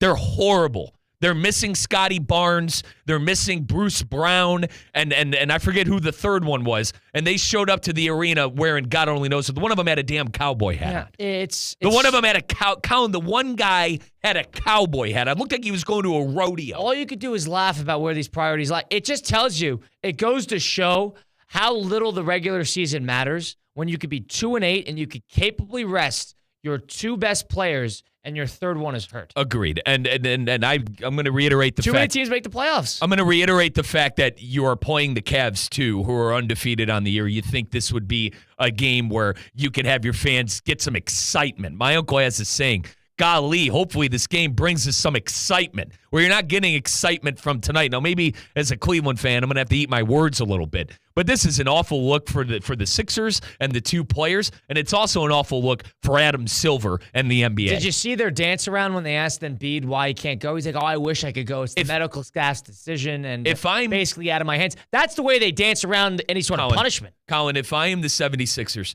I am finding every way possible to not have Joel Embiid in front of a microphone. I understand that rules might be broken. I understand that fines might be issued. But at this point, I'm keeping Joel Embiid as far away from a microphone as possible. They got probed earlier in the year, and clearly there was some sort of either behind closed doors settlement or something along the lines of like, hey, clean it up, a probation of sorts. Well, it's also let's call it too. It's an awful look for the league if the probe does come out and find something. What about the guy who bought a ticket to this game expecting to see the Cavaliers, and all of a sudden you're going to be watching the G League team taking on an undefeated team in the NBA? Where are the NBA offices? Where are they located? I think New York City. I'd call the offices. I'd make a complaint. It's about all you could do at this point. What, you're going to call the team? Good luck with that. Adam Silver knows he has a problem. That's why he established the rules last year, and that's why you saw Kevin Durant play 70-some games, LeBron James play 70-some games. It's an awful look for the league. And how about the thing I go back to when it comes to the players resting? Remember when the Heat fan from Argentina flew all those miles to see Jimmy Butler play, and then he found out when he was there that Butler wasn't playing because of load management? It's a huge issue. We're a long way away from Michael Jordan playing every single night and having the mentality of they're seeing Michael Jordan for the first time. And I know my dad pointed out on this show that came from Joe DiMaggio. That doesn't exist in the NBA. Colin, it's the AAU mentality. These kids have been getting catered to since they've been 13 years old and getting told how great they are. It's just the basketball lifestyle now. It's the culture surrounding the NBA. It is rough, whether it is an AAU thing. The Europeans do it too. It's just the culture surrounding the NBA. It's a big problem. So what do they want? 60-game schedule? Is that what they want? And then they already run the league. Throw out all that history. And that money? Come on, Carl. The money. Well, they're throwing away so much history, too. And people thought it would be a problem with expanding the NBA, the NFL. But the NFL was different because that was a 10-game season for a long time. That was a 9-game season. And the Super Bowl era is not as necessarily as expansive in terms of how the regular season has been. The NBA has been a lot of the same for a long time. We talk about how the NFL has an injury issue. I swear across the bottom line, what was it, Friday, Colin? I was watching something on ESPN. I saw come across the bottom of the line, Ja Morant, Kevin Durant, and like 3 more stars that are going to be missing a significant amount of time. These guys do not play. It was across the bottom line, and I saw it on X about 15 minutes later from one of those trolling NBA accounts that said, wow, the league is in a great place right now. And it was like 5 players that are very important to the team and or all-stars that all were out after one night of basketball. It's insanity. And it's not, some of them are nursing it, but it's crazy. These guys do not play through anything. They have top-of-the-line medical staffs, training staffs, resources, money. Who pays those bills? The fans do. The fans are the ones who buy the tickets, make the effort to go to the game so they can perhaps once a season spend the $500 to sit lower level and see their favorite player play. But their favorite player, is nursing, a sore quadricep. There are more injuries in this league, and you might laugh at this take, and same with our intern, Jacob. There are more injuries in this league than soccer. And in soccer, you're running for 90 minutes and planting and stopping. There are a lot of injuries in soccer, Colin, naturally, because you're running. I swear there are more injuries in the NBA than soccer. They don't play as much, right? They play. But here's the thing: they play 2 games. If you're in European competition, you're playing 2 games, 2-3 games a week. Yeah, So, not as much. Not as much, but the amount of running and stopping and going, you get hurt in soccer, man. You pick up knocks. It's insanity to me that in a game of basketball where you're playing 3 games a week, there are more knocks in basketball than in soccer. Something's wrong. Something's wrong. The players might disagree with this, but the bottom line is you have an obligation to get out there if you're healthy. That's my opinion. You have an obligation to get out there and play because the fans pay your bills. The fans are spending money not to see the 4th guy on the bench, to see the star. They're on the bench. They're going there to see the Embiids and Paul Georges of the world. They're going there to see the LeBrons and Durants and John Morants of the world. They're not there to see the Zach Edey's and Desmond Baines. They're there to watch their favorite player. That's what the NBA is. That's the business model that they have constructed.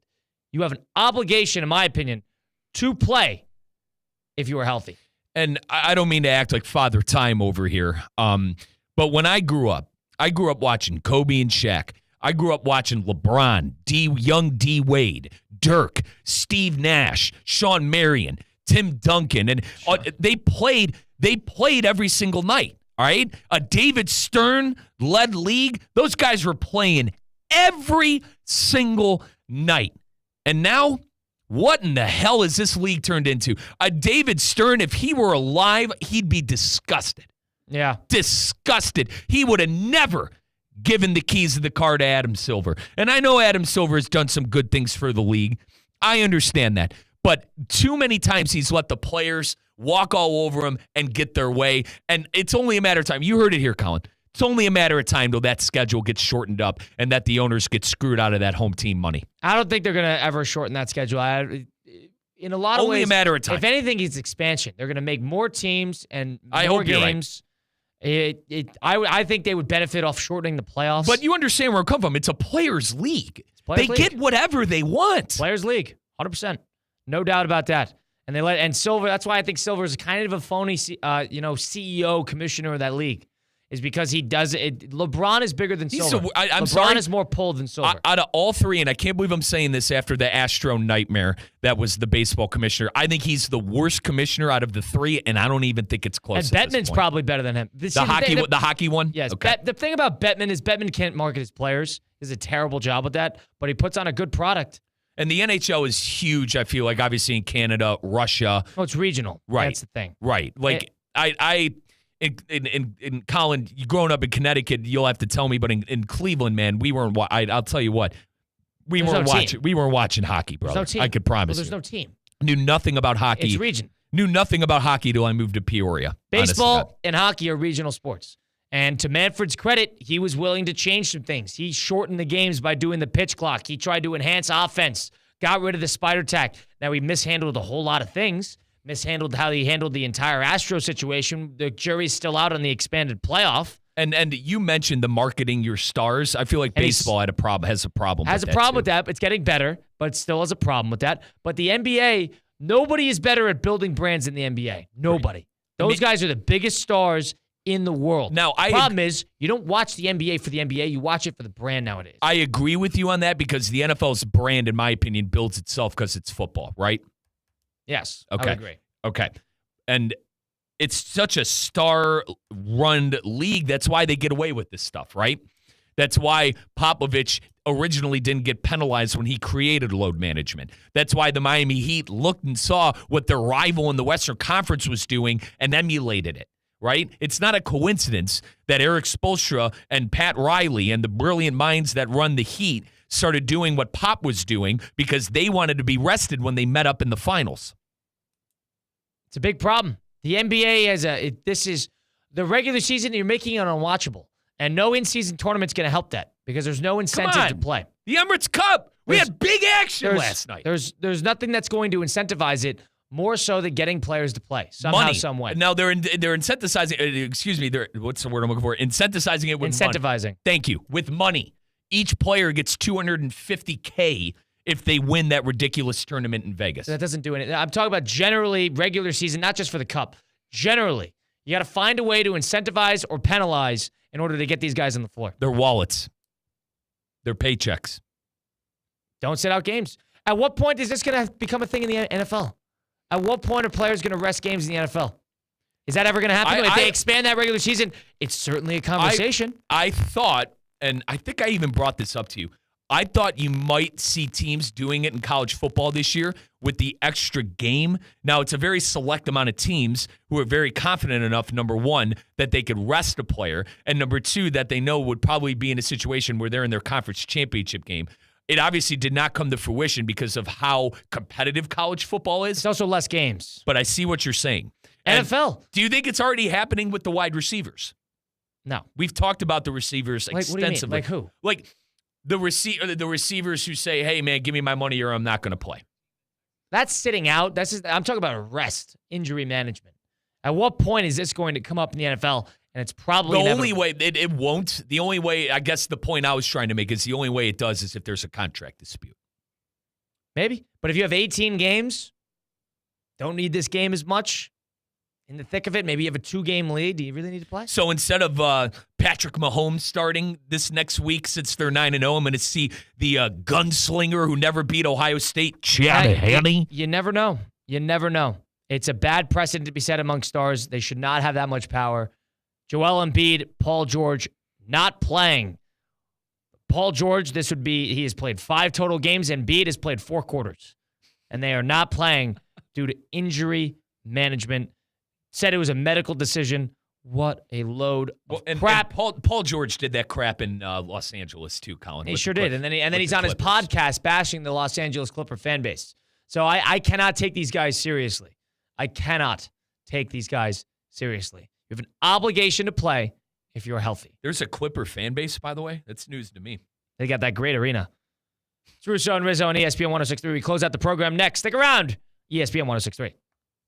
Live from the Anajar and Levine Accident Attorney Studios. Anajar and Levine Accident Attorneys. Call 1-800-747-FREE. This is ESPN 106.3. Hurricane fans, the final game of the season is here. Join us on November 23rd at Hard Rock Stadium as the Hurricanes take on the Demon Deacons of Wake Forest. It's Senior Day, a day to honor the incredible players who have given their all to the U. Let's give them a send-off they'll never forget and fill the stadium with Hurricanes pride. Don't miss out. Get your tickets today by visiting MiamiHurricanes.com or by calling 1-800-GO-CANES. This is ESPN 106.3, a Good Karma Brands radio station. Find official rules for all your favorite ESPN West Palm contests by visiting ESPNWestPalmContests.com. That's ESPNWestPalmContests.com. You're listening to ESPN 106.3, the ESPN app, and streaming on your smart speaker. Anajar and Levine Accident Attorneys at 1-800-747-FREE, 1-800-747-FREE. Listen, if you were in an accident, car accident, truck accident, slip and fall, trip and fall, injured on the job, workers' comp issues, call Anajar and Levine Accident Attorneys. They will fight for you. They do not get paid unless you get paid, and they will fight to get you the maximum compensation that you know that you deserve. Do not deal with the insurance companies on your own. That's impossible. They make it as such. Anajar and Levine will help you to take back control of your life. Again, you'll always talk about your case with an actual attorney. They answer the phone 24 hours a day, 7 days a week to help you to take back control of your life. Call 1-800-747-FREE, 1-800-747-3733. Car accidents, truck accidents, slip and fall, trip and fall. Call Anajar and Levine, my accident attorneys. Anajar and Levine, accident attorneys. Take back control of your life.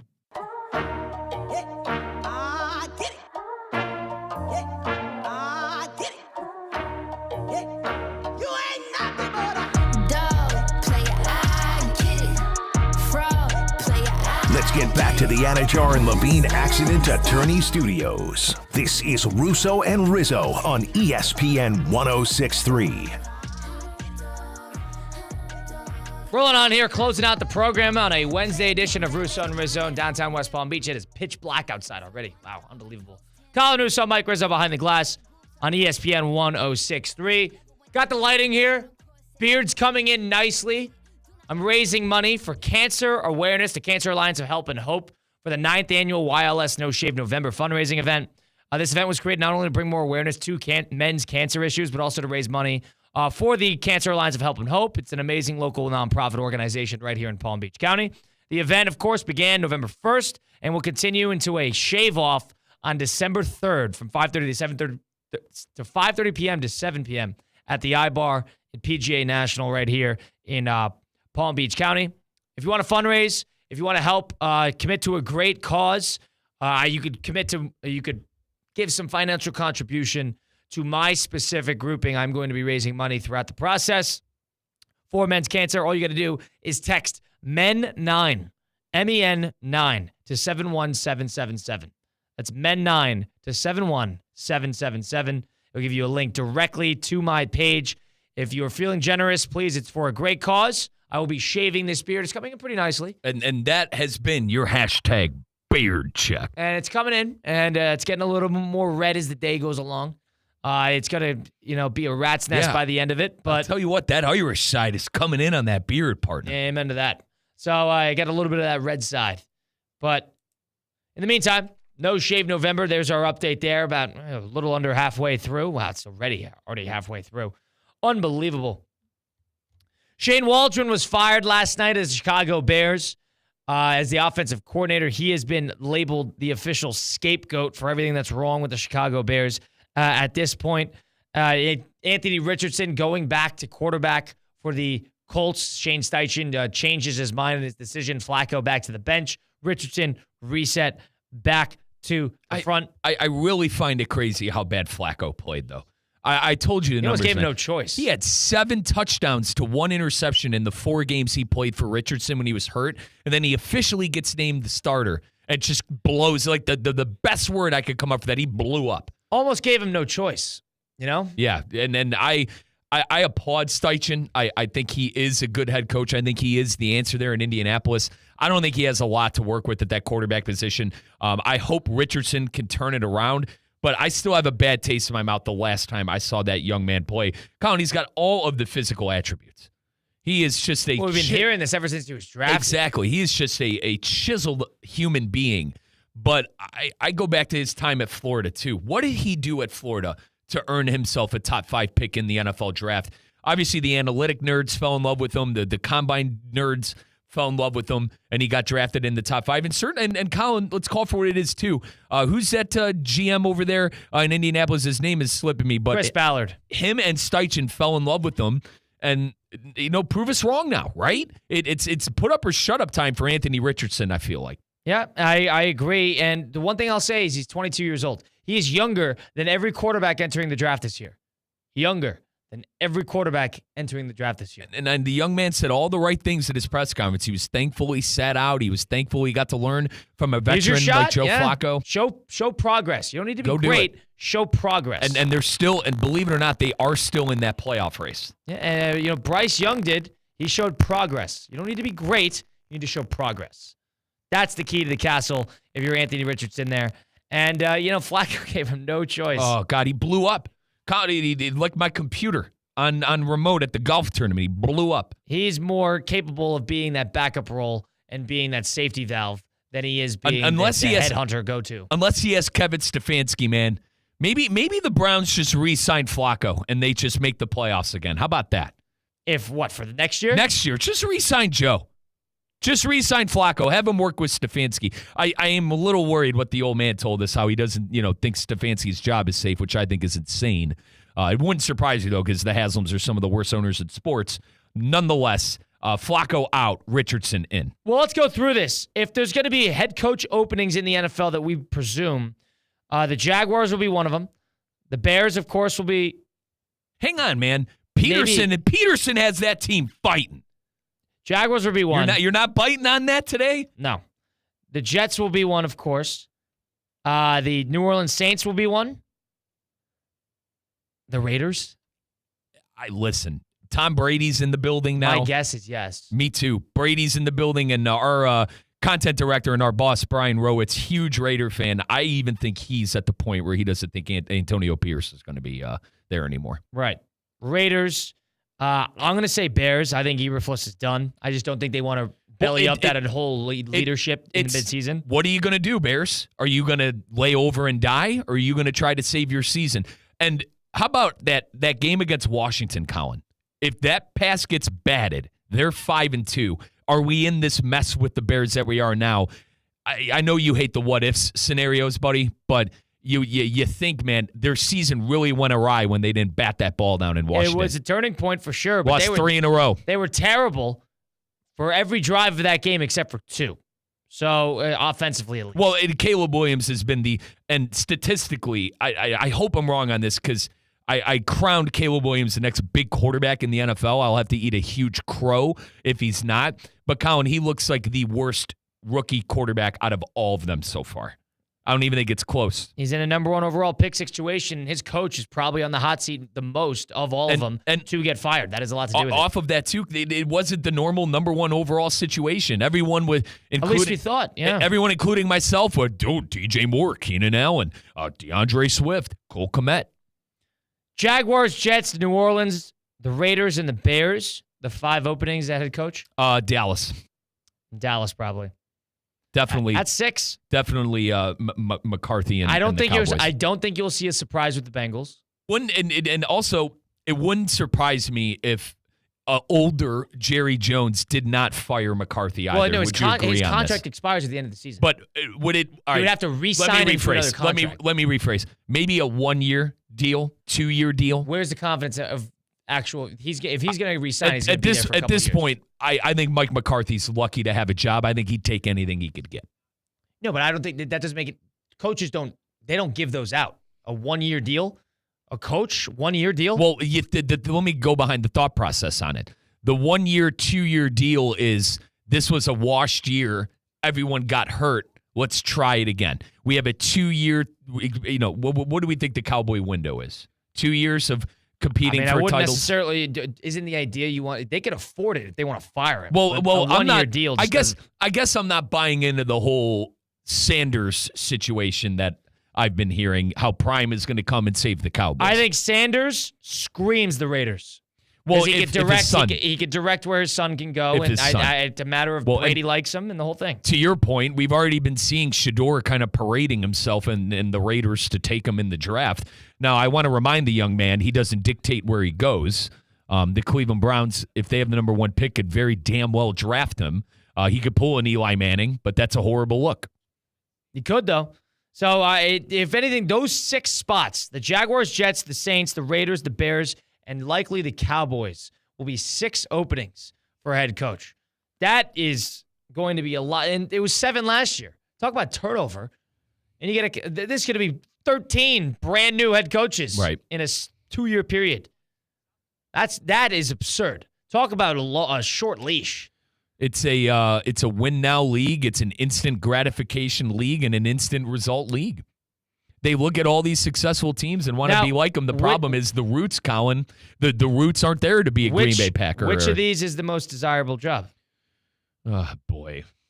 Probably the Cowboys. They have the best roster, right? I don't think anybody wants to coach under Jerry. Agreed. But according to the roster, it'd probably be the Cowboys. I mean, maybe the Bears. Well, it depends. I think, Colin, it's the Bears if the coach is sold on turning around Caleb Williams. I think every coach would be sold on turning him around. He just got drafted. Agreed. But the players are already out on him apparently too. That situation, like you're gonna have to go in there and clean up that whole. He's not going anywhere, Colin. You're gonna get a mop and a broom, and you're gonna have to go. As my buddy Dorian would say when we used to mop the floors, you're gonna have to go crazy 8s. You got a lot to clean up there, man. Yeah, but that doesn't mean you listen to them. No coach is gonna listen to that. What DJ Moore is saying about Caleb Williams or whoever it is. But, I mean, in terms of drives, I would probably say the Bears, right? Yeah, it has to be. Unless rookie quarterback. You want to know, and I swear this isn't me throwing my fishhook out there. I mean, unless you're sold on some of the talent that's on Jacksonville, Colin, they got number 1 picks all over the field. I think Jacksonville will be both sides of the ball. Jacksonville will probably be that second most desirable job. Who's the kid from Georgia? Walker, he's playing good this year. Playing very I know well. they stink, but he's playing good. And he's having a good year. Also, like I said about the Bears, same thing with Trevor Lawrence, right? And they got ownership that's loyal. So you're going to be able to do whatever the hell you want. And you're going to have a new general manager probably to accompany the new coach. Like I said, don't have my hook out, but where are you at on Lawrence? I mean, Lawrence is fine. Okay. You're so in on getting rid of these. I'm Mike, not. Mike, you're locked down with Caleb. You're locked down with Lawrence. I'm not. It's not where I was trying to go. As a Jag fan, I wanted to get your confidence in Trevor Lawrence with your franchise. Yeah, Lawrence is going to be there, and he's turned it around a little bit. He's played fairly well, but you're only as good as the support system you have around you with the coaching. He doesn't have that. So jury's still out, which is crazy now that he's making $55 million a year. But in 3 years, that's going to be considered a cheap contract. I can't necessarily lose my hair over it. He's played fairly well. He hasn't been great. He's been top 15, top 12-ish. You're stuck with him. Figure it out. Don't lose your beard on me over there. We need that thing to last until December 3rd. Go get somebody who's going to get the most out of him because it's possible. That I know for sure. It's possible. And in terms of the least desirable one, of the Jaguar, Jet, New Orleans, the Raider, the Bear, and the Dallas job. Is it New Orleans? I would say it's the Jets. Yeah, who am I kidding? Aaron Rodgers is probably going to retire at the end of the year. That is a bad job. You got no money. No money. You got a 40-year-old quarterback. You have bad ownership. You're the little brother franchise in a big city. A ton of pressure. That's the worst job. New Orleans is not great, too. Cap hell. I don't know. Maybe Ben Johnson wants to pack his bags and go south to the Sunshine Sunshine State. Well, he likes the low-key cities, so keep that in mind. Allegedly. A Wednesday edition of Russo and Rizzo. Mike and I have our first game tonight at 8:30. We'll give updates on that tomorrow. We're either going to lose by 30 or we're going to win by 30. I don't think there's an in-between. But it's been a fun one on Russo and Rizzo. We got Thursday Night Football coming up tomorrow. Whole lot to do, a whole lot of fun. C-Cat left us. He's doing some trivia thing. God only knows what. Who knows? Sending you off into your Wednesday evening. Stay happy, stay healthy, stay focused. We'll see you next time on Russo and Rizzo, ESPN 106.3.